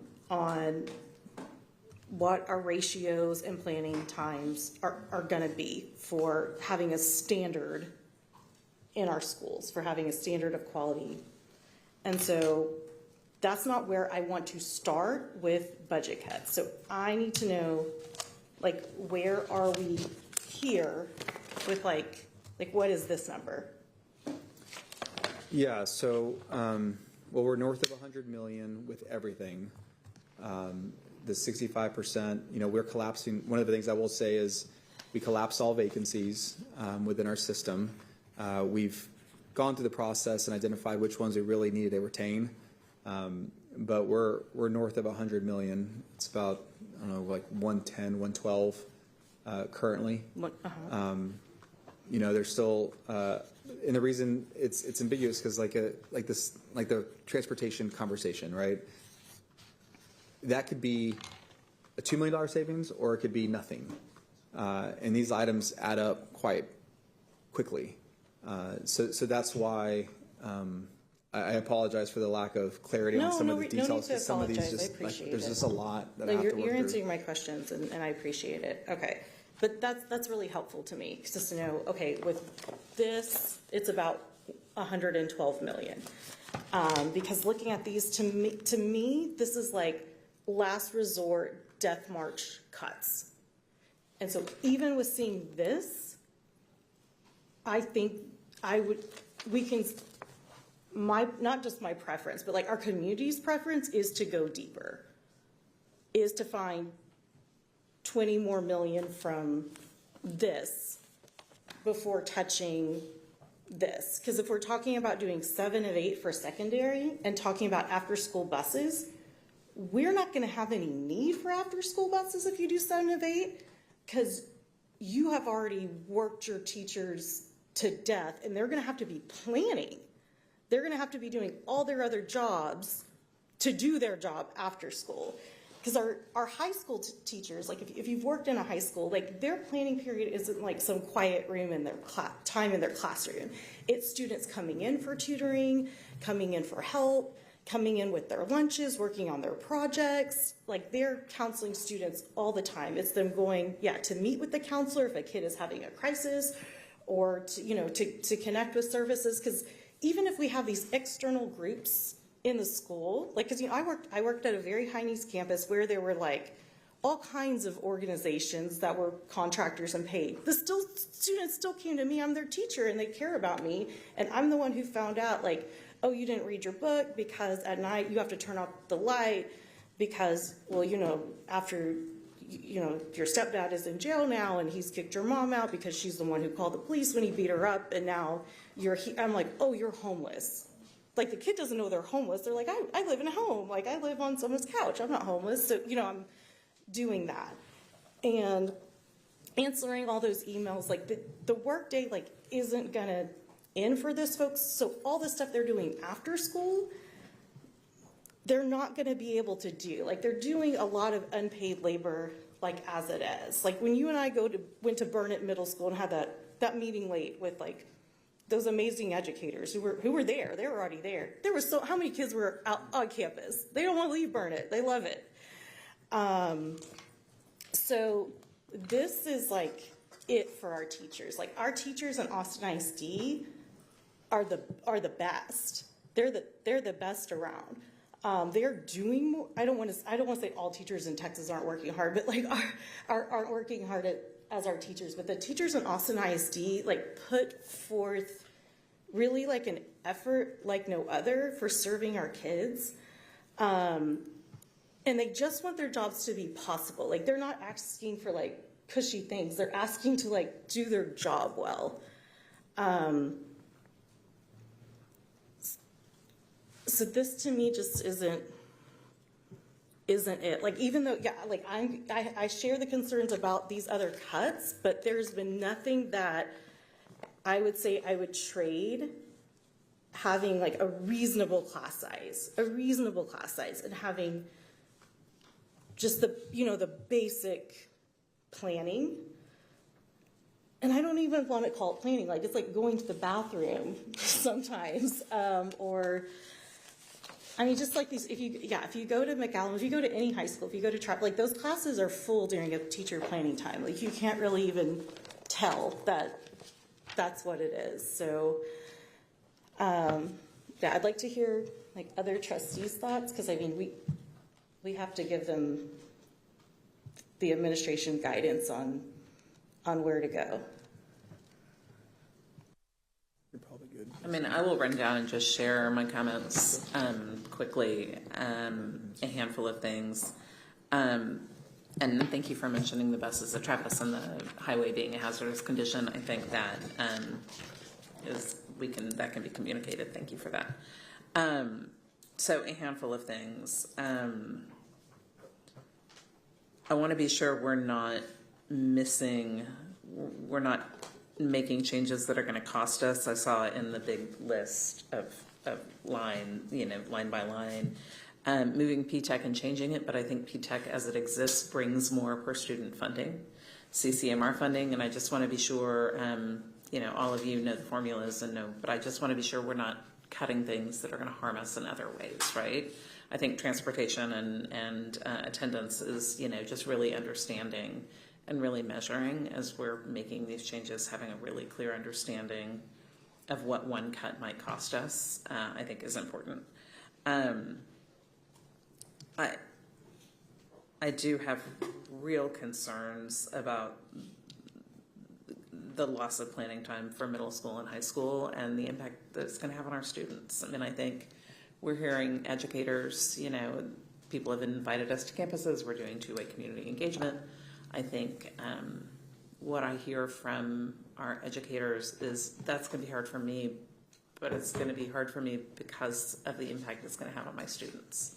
And we're hearing that over and over and over, and with real specificity, that I'm not going to be planning, I can't plan lessons that are as engaging. I can't go as deep into content. I won't be able to assign thoughtful papers and grade them in thoughtful ways that actually help my students become good writers. Lots and lots of just real specificity. And I think we have remained a 6 of 8 district for so long because it is something we believe in deeply. And I know you've brought it to us not as an easy proposal, and I know it is again and again and again kind of the biggest single rock, right? I mean, I understand that's why it comes back, and I'm struggling just with what I'm hearing from campuses and struggling with kind of who we are. If we do that, we can't pay our teachers more right now. And this proposal for so many of our educators is going to make them work harder for the same amount of money. I mean, and it's going to take time from them. I have concerns about when things like ARDS are going to get done. I did ask to see if, holding on for one more year, if we wanted to think about monetizing something else so we didn't have this hit in the same way. And it remains just something I'd like to either at least understand so we can weigh it together. And I know we have to, not finding cuts is not an option. I mean, I'm not naive about this, but I'm also not naive about the impact it will have, right, on the quality of what we offer. And at a time when we're doing so much good work, to have more of our students reading, to, really address long-standing challenges at our schools. And I don't want to do anything that takes us backwards. And I worry, and I know that the plan works to protect the highest need campuses, but we also have a history of, limiting resources and seeing a campus slide backwards, of seeing a campus fall into that category. And I really don't want to put us in a position where we're taking kind of things that generate quality away and seeing some of our campuses fall backwards rather than grow forwards at a time when we're trying really hard to do that. So I am struggling with the staffing changes quite a bit, and I know we all are, but I'm struggling a great deal. And I think even with partnerships scaling back, our biggest need, are we creating new needs? Like, where are we? And I know that's our struggle, right? With the planning time, I'm struggling to understand how things like ARDS get done. when our teachers are going to do that, when they're also planning, are we going to need to pay for more subs to come in while our teachers can leave the classroom to do that at our secondary schools? Are there things we can strategically abandon to help if this is where we ultimately land? What can we strategically abandon, and how are we asking the people closest to our students what could help balance this burden a little bit for them to give them time back? What can we take away, right? And from their workload, and hearing it from them. And I'm not sure there's been a systematic, safe way to do that. We used to have late starts. We used to do other things. I'm also hearing from the community sharing concerns. They're hearing on a campus, we think orchestra is going to be limited. We think choir is going to be limited. I'm hearing from individual campuses, I think, preliminary talk about which teachers might be going, right? I heard today that there was a teacher who has already gotten a letter of some sort saying that they won't be there next year. And I don't know that that's related to cuts or that's a new staffing allocation, but unrelated to the cuts. But, I think we need to make sure our community understands, like, will whole programs be gone at certain schools? What's that going to look like? I feel like I need more information and more time and more certainty that this is our only option before we go there. I still haven't seen, I've seen the talk about devices, but I still haven't seen, ed tech exploded during the pandemic. And what are we getting value from and what are we not? And I don't see anything in the list yet that's kind of losing any of I see other software, but I don't see the software that's keeping kids on devices in the list. And I'm curious if that's part of the conversation or not. Maybe I've missed it. Maybe it's not something I'm seeing. But I appreciate the work. I appreciate the precision of a lot of it, the granularity of a lot of it. I know it's all you're doing all the time when you have a lot of other things to do. And I'll have some more questions I can share in writing.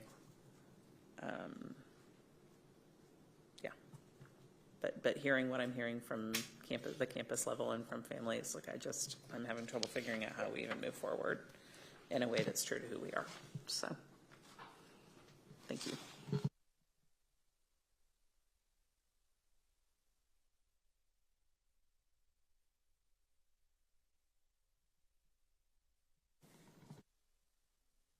I was just going to say, this is such a hard time, and I feel the emotion, but I think, we need to get a sense of if this budget's going to pass. You're going to have to, I think a lot of us have I don't know. I know I have serious reservations about some of these things. We're running out of time. The vote is scheduled for when? 18th. The 18th. We have to pass one by the 30th. And so I guess my advice would just be, talk to each of us and, figure out what needs to happen to we've got to pass a budget. There's no doubt. And I don't, but it's got to be one that, for me,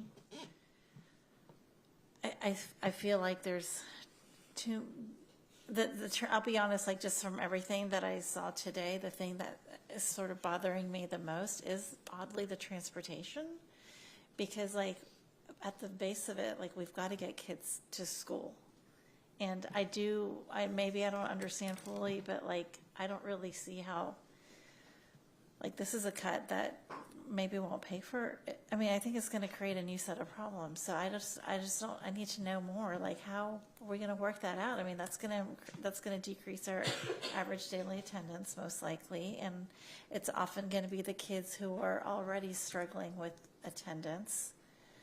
And cutting the transportation to charter schools. Magnet schools. I mean, I'm sorry, sorry. It turns them into charter school. Like, that's what I was thinking. That's why I said that. But it basically turns them into, like, bastions for the privileged. And so, like, I don't know, Superintendent, like, okay, so let's talk about the magnet transportation for a second. If you were to do some sort of sliding scale, does that mean everybody would still be able to have a bus? Well, so right now it's a hub model, so we would just continue with the hub model and then do a sliding. I mean, we would be just modifying the structure and how we implement the existing model. They're not.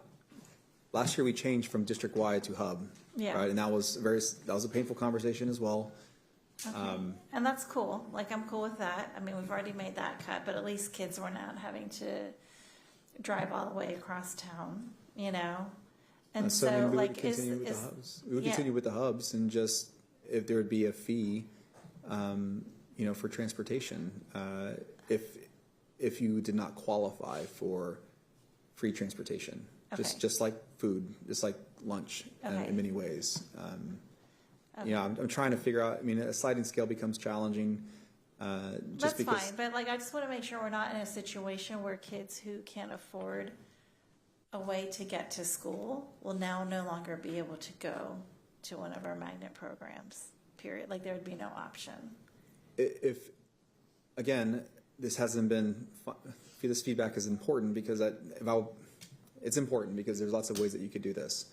The way that you can eliminate all of magnet transportation. There's a reduction there. You can keep the existing model and look at a kind of a fee and no fee, right, based on the student's identified status regarding being eligible, or you can do a sliding scale. So based on the determination, and we do get that information by way of the free and reduced lunch data that we collect, but not every student fills it out. There's things that we do for food where if enough students qualify within a census tract in a group of schools, that entire school gets free lunch, right? So there's lots of things that we can do. I want to signal that something's got to change. We spend $7 per mile and we get $1. I mean, that's just, I don't know how to say it. I just feel like it's so late, because like this would mean that a lot of families wouldn't be able to send their kid to these schools if they didn't have any transportation. And it's pretty late in the year for families to figure out a plan B. You know, so if you have a child who is planning to go to Ann Richards, but they're totally reliant on a bus, even with the hub model, and they're like, okay, we can manage that, but we cannot manage driving a kid to the school to drop them off. That means that child effectively won't be able to go to that school. And it seems that's essentially like it's too late in the year, I think, to make that particular change.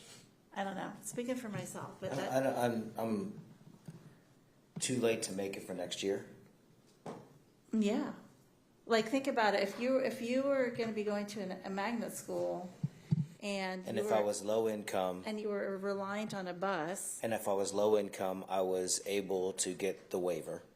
Yeah, if you get the waiver, that's cool. But it wasn't clear to me, because we've been getting emails that sound like it was going to be I haven't off. shared this. I mean, the details, the feedback here helps define the details. Okay, so then I'm just saying. I have not proposed anything, so I left it open the way that I'm gonna express a little bit of frustration out of love of people. I mean, so what I heard was we might go a certain way, and there's ways to do it, and there's ways to do it that would insulate the pain, because I'm going to say from an equity standpoint, like I want to see the pain insulated. So I didn't hear like a full proposal, but I heard we could sliding scale it, we could, figure out a way. So that's the kind of thing I want to hear, Me kind of too. thing. No, me too. And I feel like I'm hearing it, and we're not there. But the hard reality that I think we have to face is that I just hate to put my mouth to these words. We are going to reduce the quality of service next year. It is going to happen. It is impossible for it not to happen. So if our line in the sand for budget approval is it can't impact the quality of service, we ain't gonna pass a budget. And if the line in the sand is that our beloved teachers and staff don't get hurt, we're not gonna pass a budget. This is going to hurt. And so I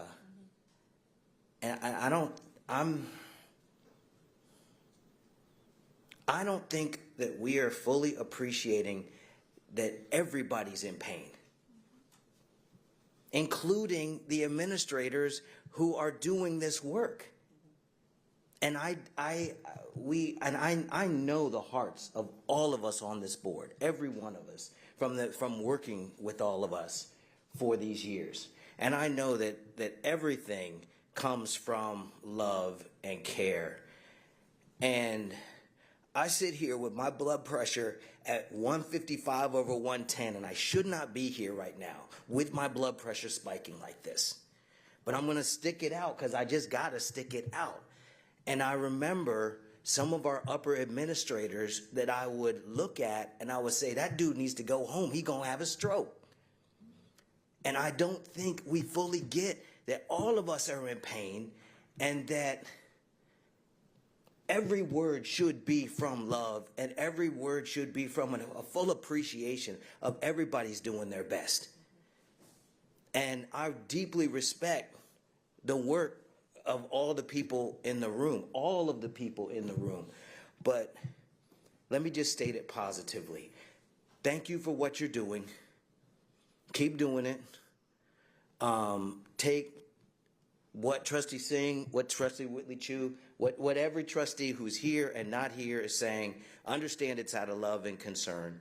And to the extent that any of us, including myself, come in a way that the love doesn't lead, as Trustee Zapata would say. Understand that it's the love. Because I kind of look out with my weak eyes, I can still see the pain in your eyes.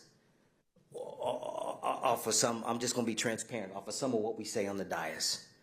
And I know we say it out of love and concern for our communities, but I don't think we're always aware of how it hits. And so I just kind of want to name that, and I've been sitting on that for a long, long time. And I might have made somebody upset, and I don't mean to, and we can talk more about it. But I just need to express an acknowledgement of what you all are doing and how hard it is, and that I see you. Thank you. Thank you. Trustee Hunter is on Zoom. I would suggest that we hear from Trustee Hunter and then wrap. How do we feel about that? Great. You want to get up and go? I think that is fine as long as the administration has what they need from us from this meeting. Because I know all of us are tired. We are sad. And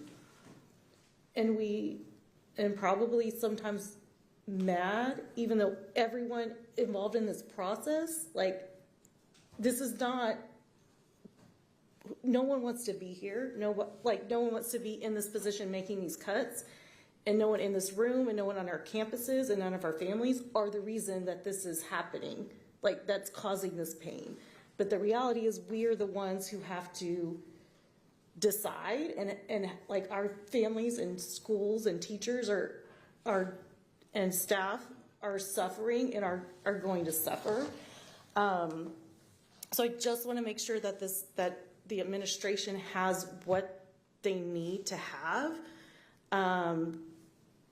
to make decisions, to make adjustments. I mean, I think anytime we have a conversation with our trustees, it helps move our work forward. There's no doubt. I think there are some things that there's definitely not consensus on, and I have to pass the budget. There's no doubt. Y'all given me clear expectations, 15% fund balance. Got to make sure we do what's required to preserve this organization we all love and do it in a way that produces the least amount of harm. Everything we've done thus far is thoughtful, but there's a lot of work to be done. I mean, that's just the honest truth, and it's really a function of scale. And we can choose not to be as thoughtful or detailed, but it's required, because I agree with Trustee Willie Chu. That should not be on the table unless we've gone through all of this, and we've gone through it, and we continue to go through it, and we'll go through it again and again and again. I just don't want our board to think that there are things out there that somehow I've missed as far as 10, 20, 30. I mean, it just doesn't exist in the way that I think that sometimes I wish that we did. But no, it's been helpful. I think there's still more work to be done, as I knew there would be. And we'll continue to do it. And I think we know there's no magic hidden cut that we just haven't stumbled upon. We've been cutting for years. And we've been cutting things that hurt for years. And I think we know that. And I know us, and I think we are committed to getting to a budget that lets us go forward, and committed to making the best horrible decision, the best painful decision we can. So, Trustee Hunter, I know you're online with us and that you have something. I will be super quick. I think that when our CFO, Montgomery was going over what the community has said, I feel like they were pretty clear on what they were asking for. It sounds to me, and maybe the people who are there that's in this work every day can go deeper into it, but it sounds like to me that parents are saying, or that families and communities are saying, that they are willing to have less, I'm speaking about programming, if it means protecting 6 out of 8, if it means protecting librarians. That's what I hear from them. If you're something different, then we'll have to find out who has the misunderstanding. But that's what I'm hearing. Again, I can't walk away from this, and I want to speak to what Kevin is saying. We tell our teachers all the time to build relationships, and I have a relationship with everybody in that room. And I think when we do that, then there's an understanding of where we're coming from. And when I say this, I don't have to preface it with anything. We are operating higher than we possibly, the service that we're giving is wonderful, it's beautiful, it's too high, it's too much. We have magnets that operate as comprehensive high schools. Magnets were never intended to operate as comprehensive high schools. We have to look at that. We have programs where maybe we have an academy, and then we have 3 or 4 more programs. We have to look at that, and we cannot put that off, because now I understand that there's contracts and things attached. Yes, let's look at that out. But we have to look at the programming. And until we look at the programming, I don't think we're going to get the community to see what we're trying to see. They're asking for the same thing that I'm asking for, and I'm asking for it because they're asking for it. So we really need to look at this programming. We really need, and I know that you said you're looking at a little bit of that and determining what needs to be where, but we really have to. On the transportation thing, I drive my child to school every day. I do that because if I don't, she might not go. So for families, when we talk about transportation, there's a lot more. I think Trustee Singh and Trustee Gonzalez have said pretty much everything about that. But sometimes the fact that it's just another barrier, and it's an easy barrier for us to overcome if we can find it somewhere else. Thank you. Thank you. Okay. Are we in a place where we feel like we can have enough clarity? I want to give a little more. Can we look at my slide? Yes, the campus ratios. Slide? Yeah. I go back. Because again, the year 1 and year 2, I think is causing chaos, and so I think we need to decide. So when we're talking about secondary, the issue there is our master schedule, and is planning. I'm very interested in seeing what the cost reductions of 8 out of 10, 5 out of 7, something that preserves more than the minimum planning time. Early release days, late starts for both for elementary, and secondary. And not saying that these are the ideas, like whatever the ideas were that were brought forward when I wasn't here, when, we had the 3-day rotation. I know that like our teachers are just really, really smart. Our staff is really smart. They brought forth lots of ideas. There are different ways to preserve, like I just really want to see more creative solutions, like having longer recess.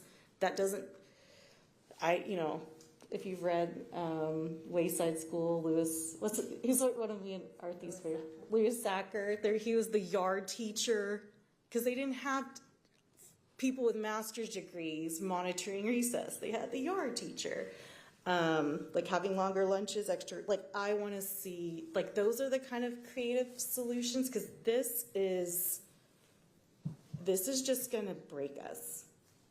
I think like what's proposed here, year 1, year 2, and bigger elementary classes. I was really grateful to hear more of the details around the transportation, because we have some folks who like now they can't go to the magnet schools if they don't have transportation, and we have some folks like I have people who've told me, well, I will go to a school that costs $45,000 if I don't get free transportation, which those schools don't have free transportation either, private schools. So if that's the choice, I'm interested in models that are like fair to our families and our kids. So thank you. Okay, we good? Okay, thank you all. And I know you have to get up tomorrow and do some more of it. And I appreciate it. We will be with you somehow, some way. I know there's no easy way through this, and there's no magic way through this. So thank you all. Thank you to all of my colleagues. Thank you to our community who's weighing in and working with us. And I know it all comes from a place of real care and real love for our schools. And that's why we're all here. So thank you. We will recess the open meeting. We have an executive session on the agenda. Do you think we can, is there anything we must do? Attorneys? Trustees? Superintendent? I sent y'all an update in the board notification. Just read the real estate portion of it. Okay. Do you want to do a quick 10-minute? Yeah. Would that be helpful to you? Kenneth says no. Kenneth says no. Okay. Good. Okay. So do I have a motion to adjourn the meeting? So moved. Adjourned at 10:22 p.m. Thank you all.